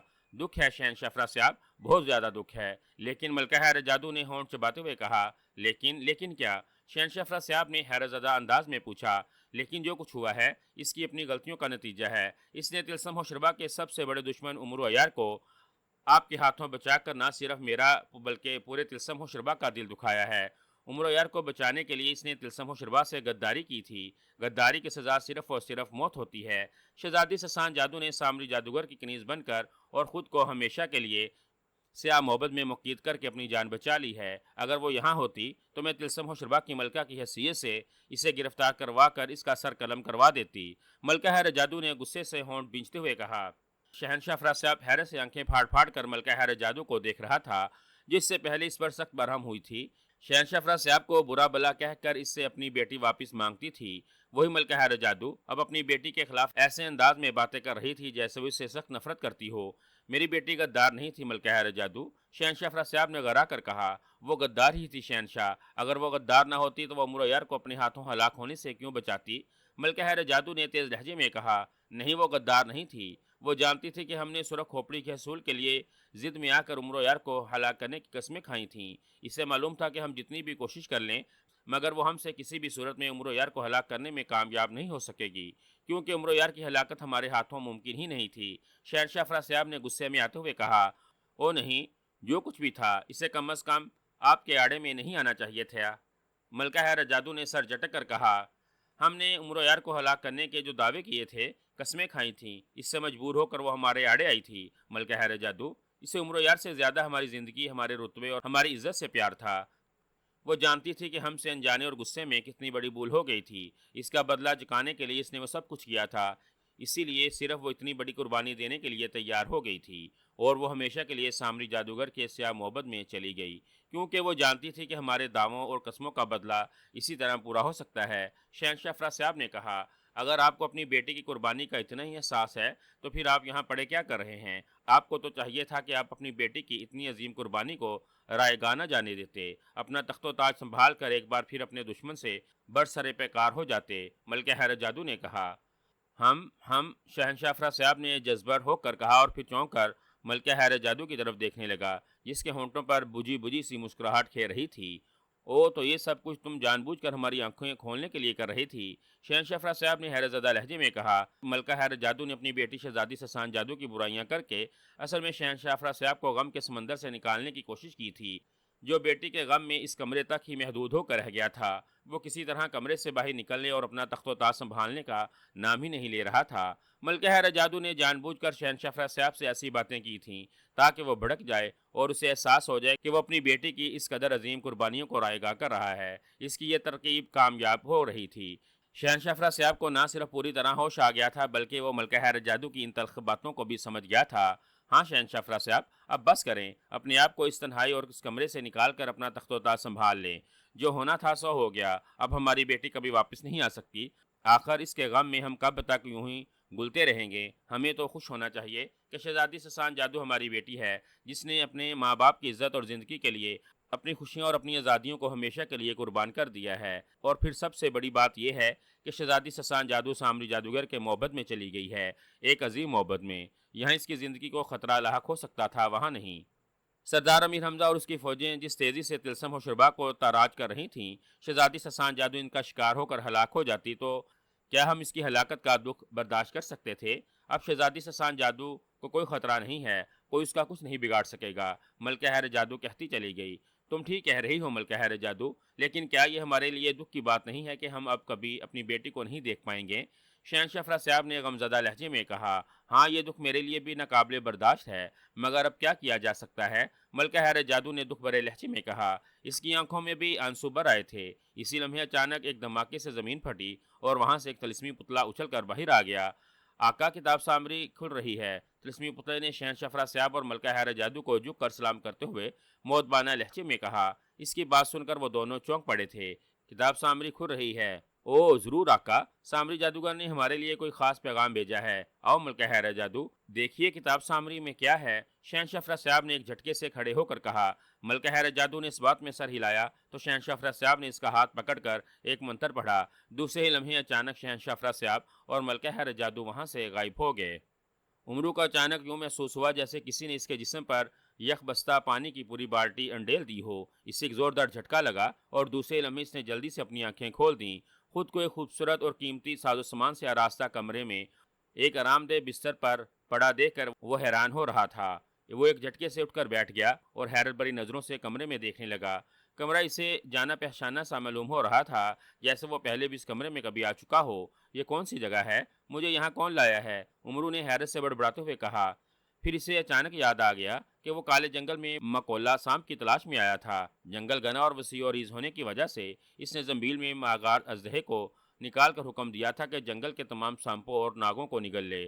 جنگل چونکہ انتہائی خطرناک جانوروں سے بھرا ہوا تھا اور رات بھی سر پر آ رہی تھی، اسی لیے عمرو نے سنہری چپلیں پہن کر اس جنگل سے نکل گیا تھا۔ ایک پہاڑی علاقے میں پہنچ کر وہ ایک پہاڑی کے غار میں آ گیا تھا، جہاں اس نے خشک میوے کھا کر اور پانی پی کر اپنی بھوک پیاس مٹائی تھی، اور پھر وہ مغار اژدہے کی واپسی کا انتظار کر رہا تھا۔ اس کے سامنے ایک زوردار دھماکہ ہوا تھا اور اچانک وہاں ایک بھیانک شکل والا جادوگر، جس کی ٹھوڑی ہتھوڑے جیسی تھی، نمودار ہوا تھا۔ اس سے پہلے کہ عمرو یار اس جادوگر کو دیکھ کر کچھ کرتا، جادوگر نے اچانک اس پر بجلی کی لہریں سی پھینک دی تھیں، جس سے عمرو یار کو یوں محسوس ہوا تھا جیسے ان بجلی کی لہروں نے اسے جلا کر بزم کر دیا ہو۔ پھر اس کا ہر احساس جیسے فنا ہو گیا تھا۔ اس کے بعد کیا ہوا تھا عمرو یار کو کچھ معلوم نہیں تھا۔ اب اسے ہوش آ رہا تھا اور وہ خود کو اس جگہ دیکھ کر حیران ہو رہا تھا۔ وہ جادوگر کون تھا؟ اس جادوگر نے اس پر بجلی کی لہریں کیوں پھینکی تھیں؟ کیا وہی جادوگر اسے اس جگہ لایا تھا؟ اگر وہ جادوگر اس کا دشمن تھا اور اس نے اس پر بجلی کی لہروں سے جلا کر بزم کرنے کی کوشش کیوں کی تھی، تو پھر وہ زندہ کیسے بچ گیا تھا اور یہاں اسے کون لایا تھا؟ عمرو یار سوچنے لگا۔ ابھی وہ سوچ ہی رہا تھا کہ اچانک ایک جماکہ ہوا اور عمرو کے سامنے ایک نہایت خوبصورت لڑکی نمودار ہو گئی۔ اس لڑکی کو دیکھ کر عمرو یار بے اختیار اچھل پڑا۔ اس کی آنکھیں حیرت کی زیادتی سے پھیلتی چلی گئیں۔ شہزادی سورنگ پری تم؟ عمرو کے منہ سے بے اختیار نکلا۔ ہاں کیوں؟ مجھے دیکھ کر تمہارا حیرت سے منہ کیوں کھل گیا ہے؟ شہزادی سورنگ پری نے مسکراتے ہوئے کہا، او تو تم مجھے یہاں لائی ہو اور یہ تمہارے پتال کا کمرہ ہے، اسی لیے مجھے یہ کمرہ بہت جانا پہچاننا سا معلوم ہو رہا تھا۔ عمرو نے جلدی سے کہا۔ اسے یاد آ گیا کہ شہزادی سورنگ پری کا غالجن کے خاتمے کے بعد ایک دو بار اس کی جان بچا اسے اپنے پتال محل میں لا چکی تھی۔ وہ عمرو کو یقینی موت کے منہ سے نکال لاتی تھی۔ اس کا مطلب تھا کہ غار میں عمرو یار پر جس جادوگر نے بجلی کی لہریں پھینکی تھیں، اس نے عمرو یار کو جان سے مارنے کی کوشش کی تھی، جس پر شہزادی سورنگ پری نے بر وقت وہاں پہنچ کر اس کی جان بچا لی ہوگی اور وہ اس جادوگر سے اسے بچا کر فوری طور پر یہاں اپنے پتال محل میں لے آئی ہوگی۔ عمرو نے سوچا، کیا سوچ رہے ہو عمرو؟ شہزادی سورنگ پری نے مسکرا کر کہا، پہلے تم بتاؤ تم مجھے یہاں کیوں لائی ہو اور وہ جادوگر کون تھا جس نے اچانک غار میں آ کر مجھ پر بجلی کی لہریں پھینکی تھیں؟ عمرو نے سنجیدہ لہجے میں پوچھا۔ وہ کاتش جادوگر تھا عمرو یار، شہزادی سورنگ پری نے سنجیدہ ہو کر کہا۔ کاتش جادوگر؟ کون کاتش جادوگر؟ عمرو نے چونک کر پوچھا۔ تو شہزادی سورنگ پری نے عمرو یار کو کاتش جادو کے بارے میں تفصیل بتانا شروع کر دی۔ اس نے عمرو یار کو یہ بھی بتا دیا تھا کہ اسے باجنگ بونے نے کس طرح آگ کا کنواں بنا کر اس کی تہہ میں موجود آگ کی دلدل میں پھینک کر ہلاک کرنے کی کوشش کی تھی۔ عمرو یار اگر میں عین وقت پر اس کنویں میں نہ پہنچ جاتی جس میں تمہیں باجنگ بونے نے پھینکا تھا تو تم اسی لمحے جل کر راکھ بن جاتے۔ جب تمہیں باجنگ بونے نے کنویں میں پھینکا تھا میں اسی وقت وہاں پہنچ گئی تھی۔ میں نے فوری طور پر تمہیں فولادی پنجرے سے نکالا اور یہاں لے آئی۔ تمہاری زندگی خطرے میں تھی، اس کی اطلاع مجھے بڑے بابا نے دی تھی، جس کی وجہ سے میں اسی وقت حرکت میں آ گئی تھی۔ اگر مجھے ایک لمحے کی بھی دیر ہو جاتی تو تم کنویں کی تہہ میں موجود دلدل کی خوفناک آگ میں جا گرتی، جہاں تمہاری ہڈیاں تک آگ میں جل کر راکھ بن سکتی تھیں، شہزادی سورنگ پری نے کہا۔ شہزادی سورنگ پری نے ایک بار پھر اسے یقینی موت سے بچایا تھا۔ یہ جان کر عمرو یار کے چہرے پر شہزادی سورنگ پری کے لیے احسان مندی کے آثار ابھر آئے تھے۔ میں تمہارا شکر گزار ہوں شہزادی سورنگ پری، تم نے مجھے ایک انجانی اور انتہائی خوفناک اور یقینی موت سے بچا لیا ہے۔ تمہارا شکریہ، بہت بہت شکریہ۔ عمرو نے دل کی گہرائیوں سے شہزادی سورنگ پری کا شکریہ ادا کرتے ہوئے کہا، یہ میرا فرض ہے عمرو یار، تم نے اپنی زندگی جن نیک کاموں کے لیے وقف کر رکھی ہے، تمہیں کوئی اس طرح آسانی سے مار دے یہ کیسے ممکن ہے؟ شہزادی سورنگ پری نے مسکرا کر کہا، ہاں واقعی جس عمرو یار کے لیے تم جیسی خیر خواہ ہو اس عمرو یار کو بھلا کون مار سکتا ہے؟ عمرو یار نے مسکراتے ہوئے کہا تو شہزادی سورنگ پری بھی ہنس پڑی۔ اچھا شہزادی سورنگ پری، اب اتفاقاً تم سے ملاقات ہو گئی ہے، تم میری جان بچا کر اپنے پتال محل میں لے آئی ہو، تو بتاؤ تم میری اس نئی مہم میں کیا مدد کر سکتی ہو؟ کیا تم مجھے پتال میں موجود سامری جادوگر کے سیاہ محبت میں پہنچا سکتی ہو؟ عمرو یار نے پوچھا۔ نہیں عمرو یار، میں تمہیں سامری جادوگر کے سیاہ محبت میں نہیں پہنچا سکتی، شہزادی سورنگ پری نے کہا۔ ارے وہ کیوں؟ تمہاری طاقتیں تو لامحدود ہیں، تم تو کچھ بھی کر سکتی ہو، تو پھر تم مجھے سامری جادوگر کے سیاہ محبت میں کیوں نہیں پہنچا سکتی؟ عمرو نے حیران ہوتے ہوئے کہا۔ سب سے پہلی بات یہ ہے کہ سامری جادوگر شیطانوں کا شیطان ہے جو مرنے کے باوجود ابھی تک زندہ ہے، میرا مطلب اس کی روح سے ہے۔ اس شیطان جادوگر نے اپنے سیاہ محبت پتال کی انتہائی تاریکیوں میں بنا رکھا ہے جہاں ہر طرف شیطانی راج ہے۔ اس شیطانی دنیا میں نہ میں جا سکتی ہوں نہ ہی جانگ سکتی ہوں۔ دوسرے سامری جادوگر نے اپنے سیاہ محبت تک جانے کے لیے جو طلسمات قائم کر رکھے ہیں ان کو توڑنا بہت ضروری ہے۔ جب تک تم ان طلسمات کا خاتمہ نہیں کرو گے سیاہ محبت کے دروازے نہیں کھلیں گے۔ جب تک سیاہ محبت کے دروازے نہیں کھلیں گے تم محبت میں کسی بھی طرح داخل نہیں ہو سکو گے، نہ وہاں موجود سامری جادوگر کا بت توڑ سکو گے اور نہ ہی وہاں سے شہزادی سسان جادو کو واپس لا سکو گے، شہزادی سورنگ پری نے کہا۔ مگر سورنگ پری، ان طلسمات میں جانے کے راستے بے حد پیچیدہ اور سخت ہیں، میں ان طلسمات کے بارے میں کچھ بھی نہیں جانتا، عمرو نے پریشانی کے عالم میں کہا۔ ان طلسمات میں لے جانے اور ان کے خاتمے کا راز تمہیں مگولا سانپ ہی بتا سکتا ہے عمرو، مگولا سانپ ان طلسمات کا بید ہے، وہی تمہیں ان خطرات طلسمات سے نکال کر سامری جادوگر کے سیاہ محبت تک لے جا سکتا ہے، شہزادی سورنگ پری نے کہا۔ ہاں یہ بات مجھے سنہری تختی بھی بتا چکی ہے، تم کوئی نئی بات بتاؤ، عمرو نے جھلا کر کہا۔ نئی بات تو سنو، زمین کے پرتوں کے دروازوں کو کھولنے کی تمام چابیاں کاتس جادوگر کے پاس ہے، شہزادی سورنگ پری نے کہا تو عمرو اچھل پڑا۔ کاتس جادوگر؟ اوہ، یہ کاتس جادوگر وہی تو نہیں جو غار میں میرے سامنے آیا تھا؟ उमरू ने चौंक कर कहा, हाँ वही कातस जादूगर है, स्याह मोहब्बत का दूसरा बड़ा मुहाफिज। शहजादी सोरंगपरी ने इस बात में सर हिलाकर कहा, क्या तुम मुझे बता सकते हो कि कातस जादूगर ने वो चाबियां कहाँ छुपा रखी हैं और मैं इन्हें इससे कैसे हासिल कर सकता हूँ? उमरू ने पूछा। कातस जादूगर ने इन चाबियों को जहाँ छुपा रखा है वहाँ तुम्हारा ख्याल भी नहीं पहुँच सकता उमरो यार। शहजादी सोरंगपरी ने कहा तो उमरो यार एक बार फिर चौंक पड़ा। क्या मतलब हुआ इस बात का? उमरू ने हैरानी से कहा तो शहजादी सोरंगपरी ने इसे बता दिया कि कातस जादूगर ने चाबियों को किन जादूगर बोनों में छुपा रखा है और इन जादूगर बोनों को कहाँ कहाँ गायब कर रखा है। ये जान करके कातस जादूगर ने इन जादूगर बोनों को कहाँ कहाँ और कैसी अजीबोगरीब जगहों पर छुपा रखा है। उमरो यार का मुंह खुले का खुला रह गया था। ओ, इससे तो मेरी मुहिम और ज़्यादा सख्त और नाकाबिले तसख्यर हो गई है। पहले मैं कातस जादूगर को तलाश करूं, फिर एक एक करके इन जादूगर बोनों को तलाश करूं, इनसे चाबियां हासिल करूं और फिर मैं ज़मीन की तहों को दरवाजे खोलकर पताल तिलिस्मात का खात्मा करूं। इसके बाद ही मैं कहीं जाकर स्याह मोहब्बत तक पहुंच सकता हूं। ये सब कैसे होगा? कातस जादूगर और उसके साथ जादूगर बोनों को तलाश करने में तो मुझे बेपनाह वक्त लग जाएगा। इस तरह स्याह मोहब्बत तक पहुंचते पहुंचते तो मुझे कई माह लग जाएंगे। इसका मतलब है कि इस अजीबोगरीब मुहिम को अपने हाथ में लेकर मैंने बहुत बड़ी गलती की है। उमरू ने परेशानी से भरपूर लहजे में कहा, इस मुहिम को हाथ में लेकर तुमने अक्लमंदी की है या गलती? बहरहाल अब तुम्हें इस मुहिम को हर हाल में पूरा करना होगा। शहजादी सोरंगपरी ने संजीदगी से कहा, हाँ मरूं या जीऊं, ये मुहिम तो मुझे ही सर करनी पड़ेगी। इसके लिए मुझे सालों लग जाएंगे और मैं बूढ़ा ही क्यों ना हो जाऊं।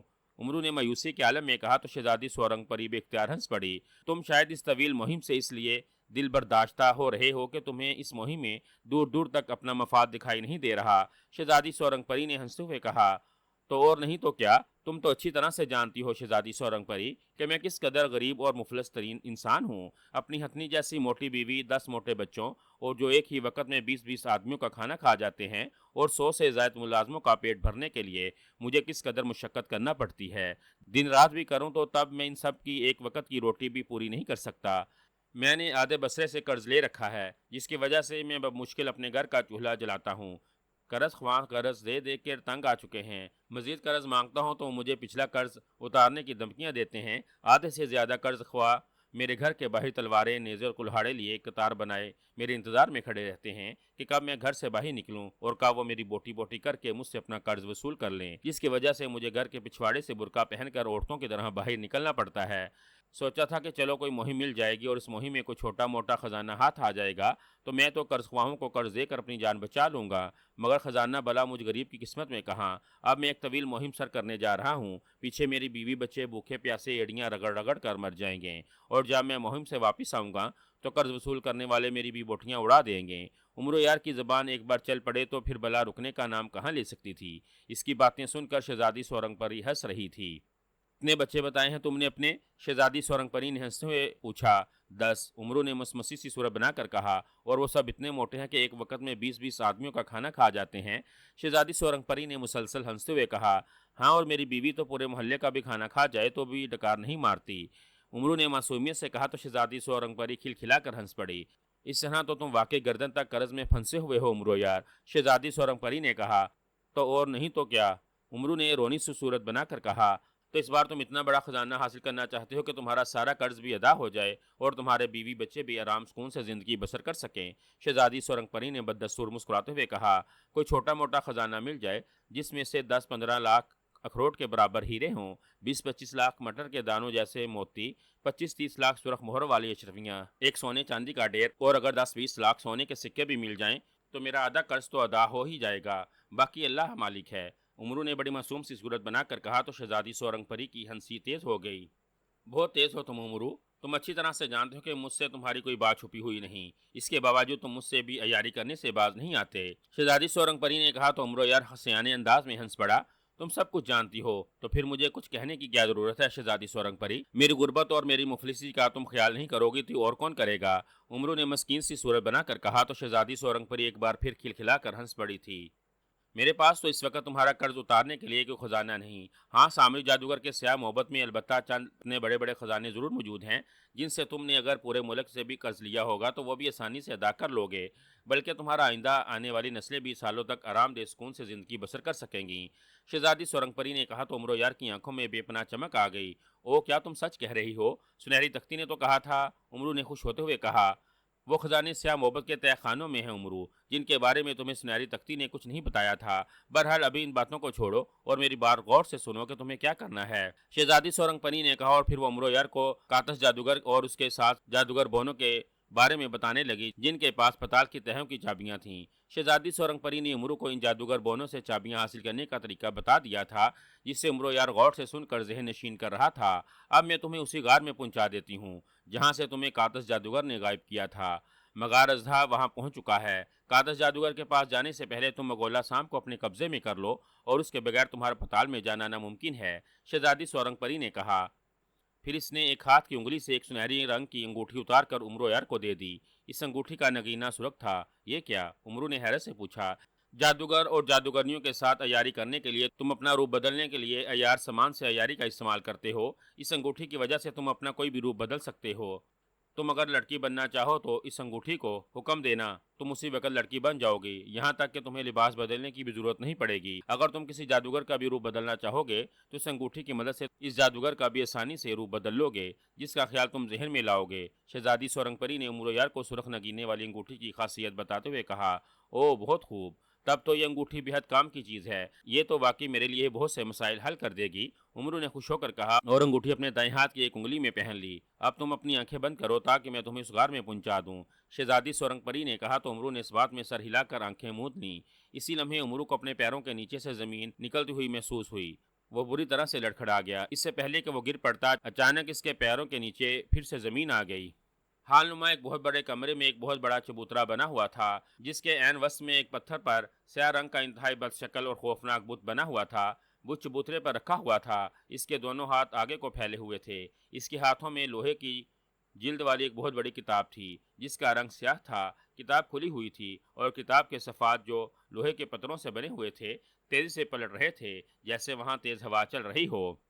اس بت کے سوا کمرے میں اور کچھ نہیں تھا۔ اسی لمحے یکے بعد دیگرے وہاں دو جماکے ہوئے اور اچانک وہاں شہنشاہ افراسیاب اور ملکہ حیر جادو نمودار ہوئے۔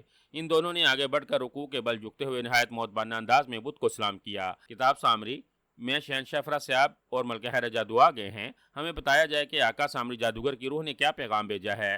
شہنشاہ افراسیاب نے آگے بڑھ کر کتاب سامری کے قریب جا کر کہا، جو بت کے ہاتھوں میں تھی۔ جیسے شہنشاہ افراسیاب نے یہ الفاظ کہے، کتاب کے ورقے الٹ پلٹ کر رک گئے اور دو صفحے کھل کر شہنشاہ افراسیاب کے سامنے آ گئے۔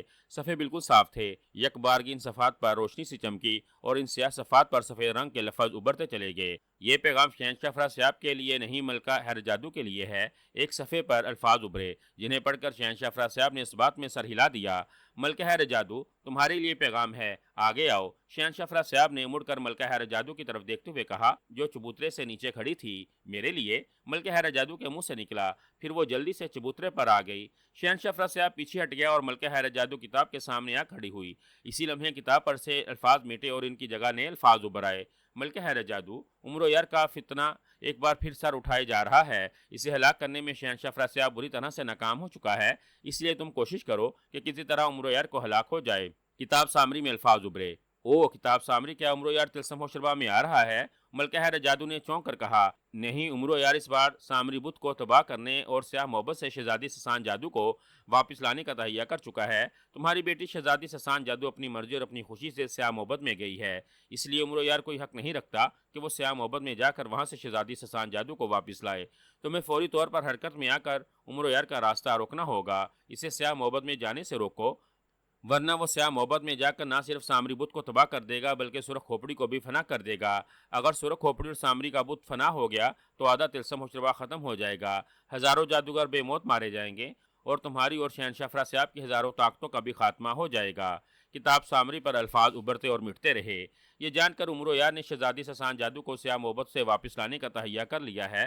ملکہ حیر جادو کا چہرہ مسرت سے چمک اٹھا تھا۔ امرو یار نے سیاہ محبت سے میری بیٹی شہزادی سسان جادو کو واپس لانے کا تہیہ کر لیا ہے؟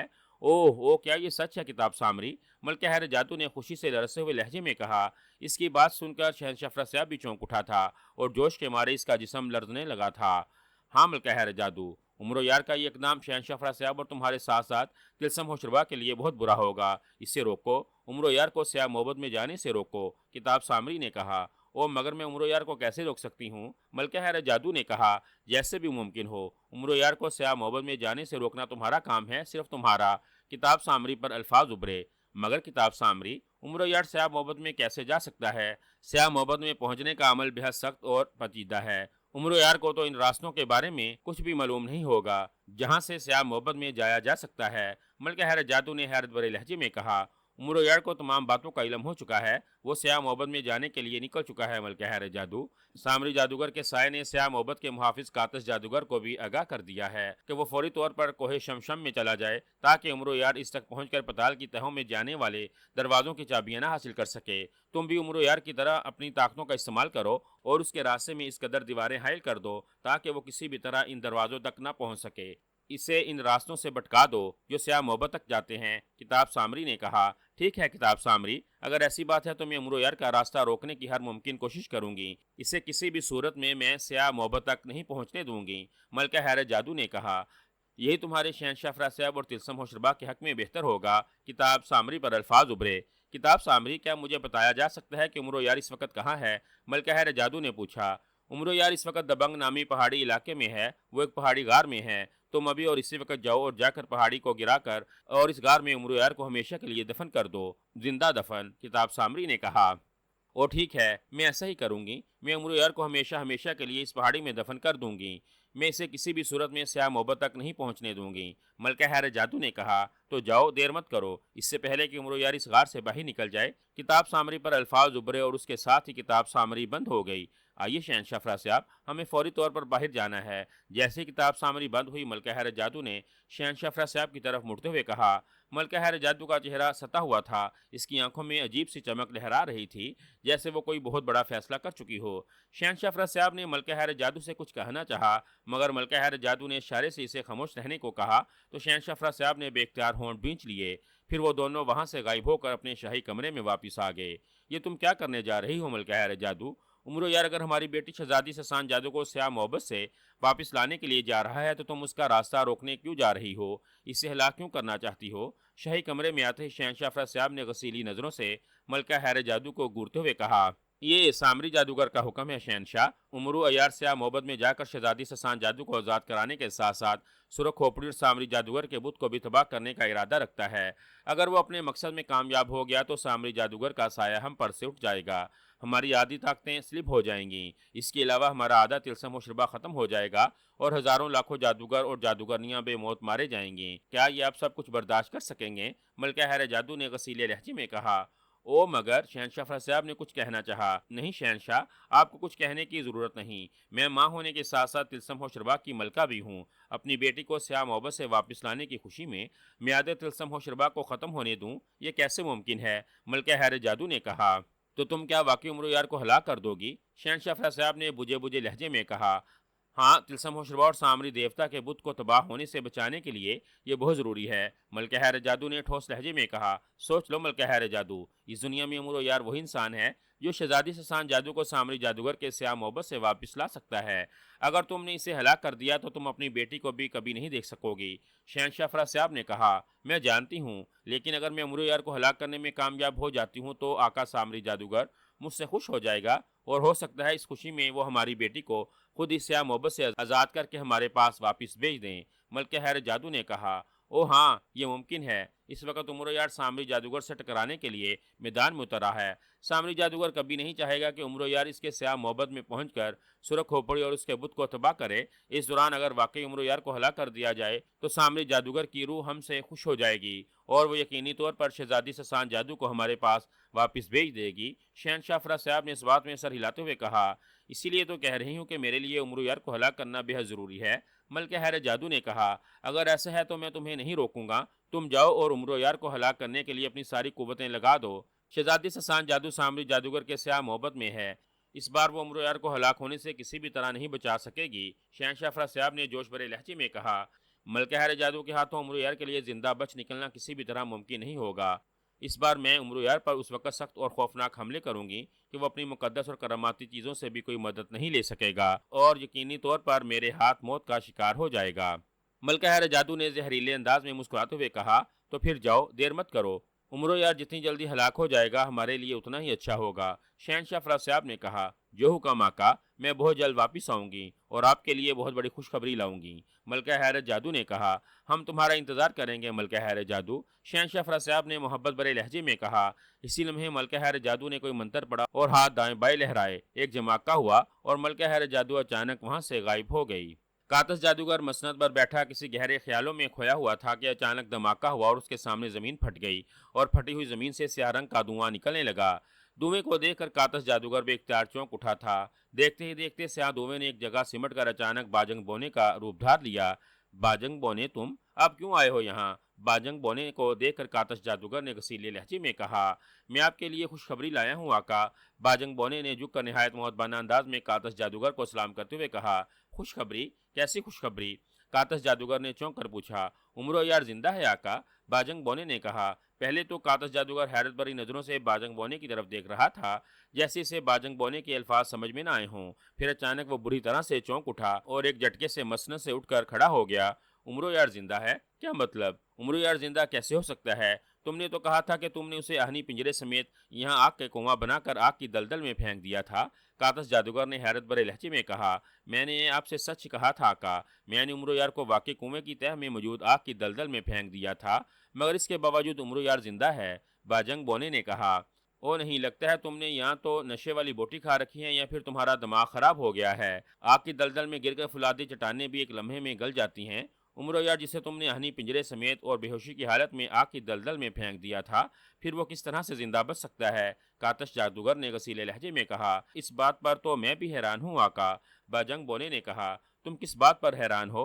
कातश जादूगर ने हैरत भरे लहजे में पूछा। यही कि उमरो यार जिंदा कैसे बच सकता है। मैंने इसे आग की जिस दलदल में फेंका था, वहां गिरकर उमरो यार की हड्डियों तक को जलकर राख हो जाना था, मगर ऐसा नहीं हुआ। पताल में जाकर मैंने आग की दलदल में झांका तो मुझे वहां आहनी पिंजरे के गले हुए आसार दिखाई दिए थे। वहां किसी इंसान के जिस्म और उसके कपड़ों की राख तक मुझे नजर नहीं आई थी। फिर मैंने आंखें बंद करके मंत्र पढ़ा तो मुझे उमरो यार इसी गार में जिंदा सलामत नजर आया जहां से आप इसे उठा कर लाए थे। उमरो यार को जिंदा देखकर मैं हैरान रह गया और फौरन आपको इतला देने चला आया। बजंग बोना कहता चला गया। क्या ये तुम क्या कह रहे हो बजंग बोने? उमरो यार इस गार में मौजूद है जहां से मैंने उसे बेहोश करके जादू आहनी पिंजरे में भेजा था। कातश जादूगर ने और ज्यादा चौंकते हुए कहा। इसके चेहरे पर शदीद हैरानी नजर आ रही थी, जैसे इसे बजंग बोने की बातों पर यकीन न आ रहा हो। हाँ आका, उमरो यार इसी गार में मौजूद है। बजंग बोने ने अपनी बात पर जोर देते हुए कहा। यह कैसे हो सकता है? ये कैसे मुमकिन है? कातश जादूगर के मुंह से भी इख्तियार निकला।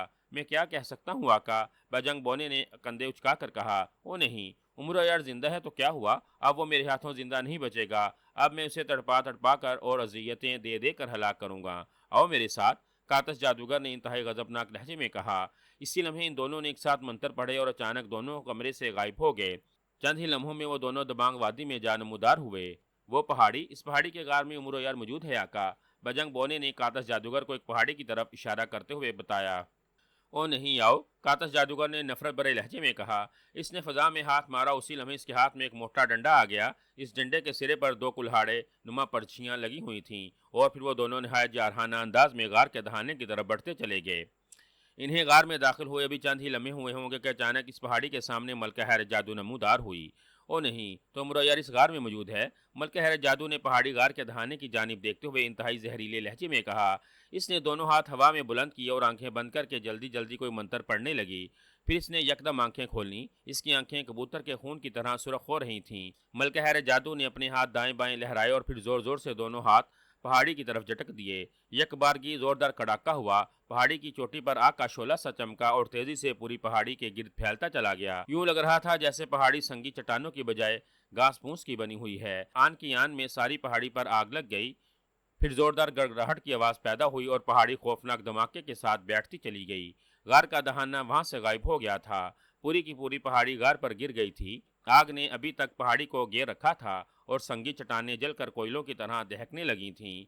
मलका हैरत जादू गौर से जलती हुई पहाड़ी को देख रही थी। इसने एक और मंत्र पढ़कर अपना हाथ पहाड़ी की तरफ झटका तो एक हौलनाक धमाका हुआ और पहाड़ी के परखशे उड़ गए। अब वहां इस पहाड़ी का नामो निशान भी दिखाई नहीं दे रहा था जिसमें उमरो यार मौजूद था और इस पहाड़ी गार में कादस जादूगर बजंग बोने के साथ उमरो यार को हलाक करने गया था। خس کم جہاں پاک۔ ملکہ جادو نے پہاڑی کے جلتے ہوئے ٹکڑے دیکھ کر دونوں ہاتھ جاڑتے ہوئے کہا۔ اس کے ہونٹوں پر فتح مندانہ مسکراہٹ کھیل رہی تھی، جیسے عمر یار کو ہلاک کر کے اس نے اس صدی کا بہت بڑا کارنامہ سر انجام دے دیا ہو۔ ارے ملکہ جادو، میرے ہونے والی درجنوں بچوں کی نانی، تم یہاں کیا کر رہی ہو؟ اچانک ملکہ جادو کو اپنے عقب سے ایک جانی پہچانی اور شوق سی آواز سنائی دی۔ اس آواز کو سن کر ملکہ جادو زخمی ناگن کی طرح پلٹی تھی اور پھر وہ اس بری طرح سے اچھل پڑی جیسے کسی انتہائی زہریلے ناگ نے یک لخت اس کے پیر پر کاٹ لیا ہو۔ حیرت اور خوف کی شدت سے اس کا رنگ سیاہ ہو گیا تھا اور اس کی آنکھیں یوں پھیل گئی تھیں جیسے ابھی ہلکے توڑ کر باہر آ جائیں گی۔ اب تم اپنی آنکھیں کھول سکتے ہو عمرو یار۔ جیسے ہی عمرو یار کو اپنے قدموں کے نیچے ٹھوس زمین کا احساس ہوا، اسی لمحے سے شہزادی سورنگ پری کی آواز سنائی دی۔ عمرو نے آنکھیں کھولیں تو اسی پہاڑی کے سامنے کھڑا تھا جس کے غار میں بیٹھ کر وہ مغار اژدہے کی واپسی کا انتظار کر رہا تھا۔ اس غار میں میرے لیے کوئی اب خطرہ تو نہیں ہے؟ عمرو نے شہزادی سورنگ پری سے مخاطب ہو کر پوچھا، لیکن جواب میں شہزادی سورنگ پری کی کوئی آواز سنائی نہ دی۔ شہزادی سورنگ پری تم کہاں ہو؟ عمرو نے چاروں طرف دیکھتے ہوئے کہا، مگر اس بار بھی شہزادی سورنگ پری نے عمرو کی بات کا کوئی جواب نہ دیا تو عمرو سمجھ گیا کہ شہزادی سورنگ پری اس کے ساتھ وہاں آئی ہی نہیں تھی۔ او نہیں، شہزادی سورنگ پری شاید اپنے پتال محل میں رہ گئی ہے، عمرو نے کہا۔ پھر اس نے احتیاط کی خاطر زنبیل سے تلوار حیدری نکالی اور اسے لیے ہوئے غار کی طرف بڑھتا چلا گیا۔ غار اسی حالت میں تھا جس حالت میں عمرو یار نے پہلی بار دیکھا تھا۔ غار میں شب چراغ ہیرے کی روشنی ہو رہی تھی جو بدستور غار کی دیوار کے ابھرے ہوئے پتھر پر پڑا تھا۔ ایک جگہ زمین پر شیشے کی بوتل اور دو شاخہ لکڑی بھی موجود تھی جس سے عمرو مگولا سانپ کو پکڑنا چاہتا تھا۔ غار میں مغار اژدہا بھی موجود تھا جو ایک جگہ اپنا منہ زمین پر ڈالے بے حس و حرکت پڑا ہوا تھا۔ جیسے عمرو غار میں داخل ہوا، اژدہے نے یکدم اپنا پھن اٹھا لیا۔ تم یہاں موجود ہو، بہت خوب، مغار اژدہے کو دیکھ کر عمرو نے خوش ہوتے ہوئے کہا۔ عمرو نے آگے بڑھ کر شیشے کی بوتل اور لکڑی اٹھا لی۔ پھر عمرو نے زنبیل سے سلیمانی خنجر نکالا اور زمین پر گھٹنوں کے بل بیٹھ گیا۔ اس نے خنجر کی نوک زمین سے لگائی اور زمین پر ایک دائرہ بنانے لگا۔ پھر اس نے خنجر زنبیل میں ڈال کر زنبیل سے ایک اور بوتل نکالی اور اس کا ڈھکنا ہٹا کر اس میں موجود سبز رنگ کا محلول خنجر سے بنائے ہوئے دائرے کے نشان پر ڈالنے لگا۔ جیسے جیسے وہ محلول ڈالتا جا رہا تھا، دائرے کے نشان میں سبز رنگ کی آگ بڑھتی جا رہی تھی۔ دائرے کے سارے نشان پر عمرو نے سبز محلول ڈالا تو دائرہ آگ کا بن گیا۔ دائرے کا درمیانی حصہ خالی تھا۔ عمرو نے بوتل کا منہ بند کیا، اس بوتل کو اس نے واپس زمین میں رکھ دیا۔ مغار اژدہے، تم نے جنگل سے جن ناگوں اور سانپوں کو نگلا تھا، اس میں صرف ایک سانپ کو اس آگ کے دائرے میں اگل دو جس کا رنگ سرخ ہے۔ اس سانپ کا سر نیلا اور دم سیاہ ہے۔ اس سانپ کا نام مگولا ہے، عمرو نے مغار اژدہے سے مخاطب ہو کر کہا۔ اسی لمحے مغار اژدہے نے ایک زوردار چیخ ماری اور اپنا منہ آگے کر دیا۔ اسی لمحے اس کا منہ کھلا اور ایک چھوٹا سا سرخ رنگ کا سانپ اس کے منہ سے نکل کر سبز آگ کے دائرے میں آ گرا۔ اس سرخ سانپ کا اوپری سر نیلے رنگ کا تھا اور اس کی دم سیاہ تھی۔ دائرے میں گرتے ہی مگولا سانپ نے پھن اٹھایا اور نہایت خوفناک انداز میں پھنکارتے ہوئے دائرے میں چکرانے لگا۔ سبز آگ کی وجہ سے وہ بے حد بکھلایا ہوا تھا۔ اس دائرے سے نکلنے کے لیے وہ زور زور سے پھنکار مار رہا تھا مگر اسے دائرے سے نکلنے کا راستہ ہی نہیں مل رہا تھا۔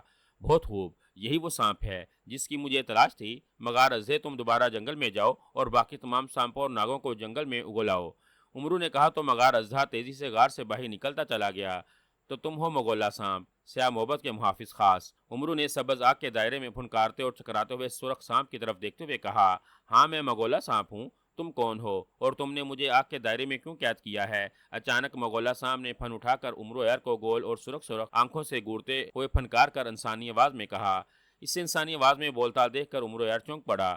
اوہ، تم تو انسانی آواز میں بھی بولنا جانتے ہو، عمرو نے حیران ہوتے ہوئے کہا۔ میں بولنا بھی جانتا ہوں اور کاٹنا بھی، میرا کاٹا پانی بھی نہیں مانگتا، سمجھے تم؟ مگولا سانپ نے پھنکارتے ہوئے کہا۔ ارے باپ رے، پھر تو مجھے تم سے ڈر کر رہنا پڑے گا، عمرو نے جان بوجھ کر ڈرنے کی اداکاری کرتے ہوئے کہا۔ ساتھ اس نے دو شاخہ لکڑی سے یکدم مگولا سانپ کی گردن پکڑ لی۔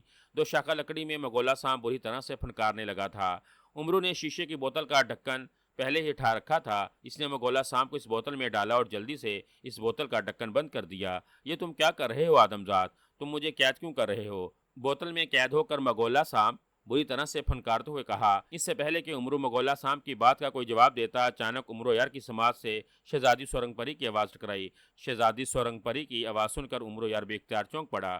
عمرو جلدی کرو، سلیمانی چادر اوڑھ کر اس غار سے باہر نکل جاؤ، شہزادی سورنگ پری نے چیخ کر عمرو یار سے مخاطب ہو کر کہا۔ او شہزادی سورنگ پری، تم کہاں چلی گئی تھی؟ میں تو، عمرو نے کہا۔ عمرو، یہ باتوں میں وقت ضائع کرنے کا وقت نہیں ہے، जल्दी से इस गार से बाहर निकल जाओ, मौत तुम्हारे सर पर आन पहुंची है। शहजादी सोरंग परी की चीखती हुई आवाज़ सुनाई दी। उमरू ने इस बात में सर हिलाते हुए दो शाखा लकड़ी शीशे की बोतल जिसमें इसने मगोला सांप को बंद किया था इसे जंबील में डाला और गार की दीवार से शब चराग हीरा उठाकर जंबील में रखते हुए इसने जंबील से सिलेमानी चादर निकालकर कंधों पर डाल ली और गायब हो गया। सिलेमानी चादर कंधों पर डालते ही वो तेजी से गार के दहाने की तरफ दौड़ पड़ा। इसी लम्हे इसने गार में एक बूढ़े और हथौड़े जैसी ठोड़ी वाले जादूगर और एक स्याह रंग के सींगों वाले दुबले पतले बोने को अंदर आते देखा। इस जादूगर पर नजर पड़ते ही उमरो यार ने इसे पहचान लिया था। ये वही जादूगर था जिसने अचानक गार में जाहिर होकर इसे बिजली की लहरों से बेहोश कर दिया था। जादूगर के हाथ में दो पर्चियों वाला कुल्हाड़ा था। वो बेहद गजबनाक अंदाज में दिखाई दे रहा था। ओ तो ये है कातश जादूगर, स्याह मोहब्बत का दूसरा मुहाफिज, और ये बोना गालबन बाजंग बोना है जिसने मुझे आग की दलदल में फेंक कर जिंदा जलाने की कोशिश की थी। मगर ये दोनों यहाँ क्यों आए हैं? क्या ये फिर यहाँ मुझे हलाक करने की गर्ज से आए हैं? कातश जादूगर और बाजंग बोने को पहचान कर उमरो यार ने बड़बड़ाते हुए कहा। वो दोनों जैसे ही आगे बढ़े उमरो यार ने अचानक जंबील का मुंह खोलकर इनकी तरफ कर दिया। चल जंबील में, उमरू ने कहा। इसका इतना कहना था कि अचानक कातश जादूगर और बाजंग बोने को जोरदार झटके लगे। वो अपनी जगहों से उछले और हवा में कलाबाजियां खाते हुए बुरी तरह से चीखते हुए उमरो यार की जंबील में घुसते चले गए। जैसे ही कातश जादूगर और बाजंग बोना जंबील में गए उमरू ने जल्दी से जंबील का मुंह बंद कर दिया और फिर तेजी से गार से बाहर निकलता चला गया। जैसे ही वो गार से बाहर आया इसके सामने अचानक मलका हैरत जादू नमूदार हुई। मलका हैरत जादू से देख नहीं सकती थी। सिलेमानी चादर का ख्याल आते ही उमरू के होंठों पर बेख्तियार मुस्कुराहट आ गई। वो बड़े इत्मीनान से चलता हुआ मलका हैरत जादू के करीब आ खड़ा हुआ। मलका हैरत जादू इस पहाड़ी की तरफ देख रही थी जिसके गार में उमरो यार गायबी हालत से बाहर आया था। ओ नहीं तो उमरो यार इस गार में मौजूद है। मलका हैरत जादू ने पहाड़ी के गार के दहाने की जानिब देखते हुए फनकार कर कहा। इसने दोनों हाथ बुलंद किए और आंखें बंद करके मुंह ही मुंह में कोई मंत्र पढ़ने लगी। उमरो यार गौर से मलका हैरत जादू की शक्ल देख रहा था। मलका हैरत जादू ने दोनों हाथ दाएं बाएं लहराते हुए जोर से पहाड़ी की तरफ झटक दिए। जैसे इसने जोर से हाथ झटके अचानक पहाड़ी की चोटी पर जोरदार कड़ाके की आवाज के साथ एक शोला सा लपका और देखते ही देखते आग पहाड़ी पर तेजी से फैलती चली गई और पहाड़ी घास फूस के ढेर की तरह जलने लगी। अरे बाप रे, मलका हैरत जादू तो मुझे जिंदा आग में जलाने की नीयत से यहाँ आई थी, उमरू ने बड़बड़ाते हुए कहा। इसी लम्हे मलका हैरत जादू ने एक बार फिर पहाड़ी की तरफ हाथ झटके तो पहाड़ी खौफनाक गड़गड़ाहट की आवाज के साथ गार पर गिरती चली गई। ये देखकर उमरू खौफ से बुरी तरह कांप उठा था। इसने सोचा अगर शहजादी सोरंग परी ने इसे गार से जाने को ना कहा होता तो उसका हशर क्या होता। पहाड़ी बुरी तरह से आग में लिपटी हुई थी और जलकर टमाटरों की तरह सरख होती जा रही थी। तीसरी बार मलका हैरत जादू ने पहाड़ी की तरफ हाथ झटके तो पहाड़ी खौफनाक धमाके से फटकर बिखर गई थी। इस पहाड़ी के जलते हुए छोटे छोटे टुकड़े दूर दूर तक फैल गए थे। खस काम जहां पाक। पहाड़ी के टुकड़े बिखरता देखकर मलका हैरत जादू ने दोनों हाथ जाड़ते हुए कहा। इसका चेहरा फतेहमंदी से जगमगा रहा था। मलका हैरत जादू के चेहरे पर फतेहमंदी के तासुरात देखकर उमरो यार के तन बदन में आग लग गई थी। इसका दिल चाह रहा था कि वो जंबील से तलवार हैदरी निकालकर एक ही वार से इसकी गर्दन उड़ा दे, मगर इसने फौरन ही अपने गुस्से पर काबू पा लिया। वो मलका हैरत जादू के कब में आ गया और उसने कांधों से सिलेमानी चादर उतार ली। उमरू ने जंबील से एक सुरख रंग का अंडा निकालकर अपनी मुट्ठी में दबा दिया था और अपना हाथ कमर के पीछे कर लिया था। अरे मलका हैरत जादू, मेरे होने वाले दर्जनों बच्चों की नानी, तुम यहाँ क्या कर रही हो? उमरू ने बड़े शौक अंदाज में मलका हैरत जादू को मुखातिब होकर कहा। इसकी आवाज़ सुनकर मलका हैरत जादू जख्मी नागन की तरह पलटी थी और फिर जैसे इसकी नज़र उमरो यार पर पड़ी वो बुरी तरह से उछल पड़ी, जैसे यकलख्त इसके पैर पर किसी इंतहाई जहरीले नाग ने डस लिया हो। हैरत और खौफ से इसका रंग स्याह हो गया था और उसकी आंखें इस कदर फैल गई थीं जैसे अभी हल्के तोड़कर बाहर आ गिरेंगी। तथा तुम जिंदा हो? मलका हैरत जादू ने आंखें फाड़ फाड़ कर उमरो यार को देखते हुए कहा। मम्मा मैं जिंदा हूँ? अरे बाप रे, तुम्हें किसने कहा है कि मैं जिंदा हूँ? यह खबर किसी दुश्मन ने उड़ाई होगी, उमरू ने बुखलाने की अदाकारी करते हुए कहा। बकवास मत करो, तुम इस पहाड़ी के गार में थे, फिर अचानक तुम बाहर कैसे आ गए?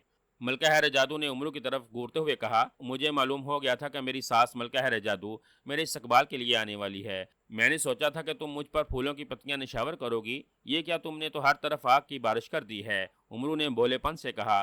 सास? ओ नहीं, तुम जरूरत से कुछ ज्यादा ही खुशफहमी में मुब्तला हो उमरू यार, मलका हैरत जादू ने दांत खिचखिचाते हुए कहा।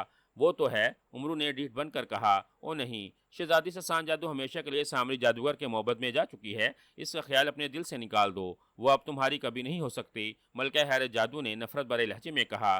घबराओ नहीं, मैंने शहजादी ससान जादू के स्याह मोहब्बत से वापस लाने और उससे शादी करने का पूरा पूरा बंदोबस्त कर लिया है।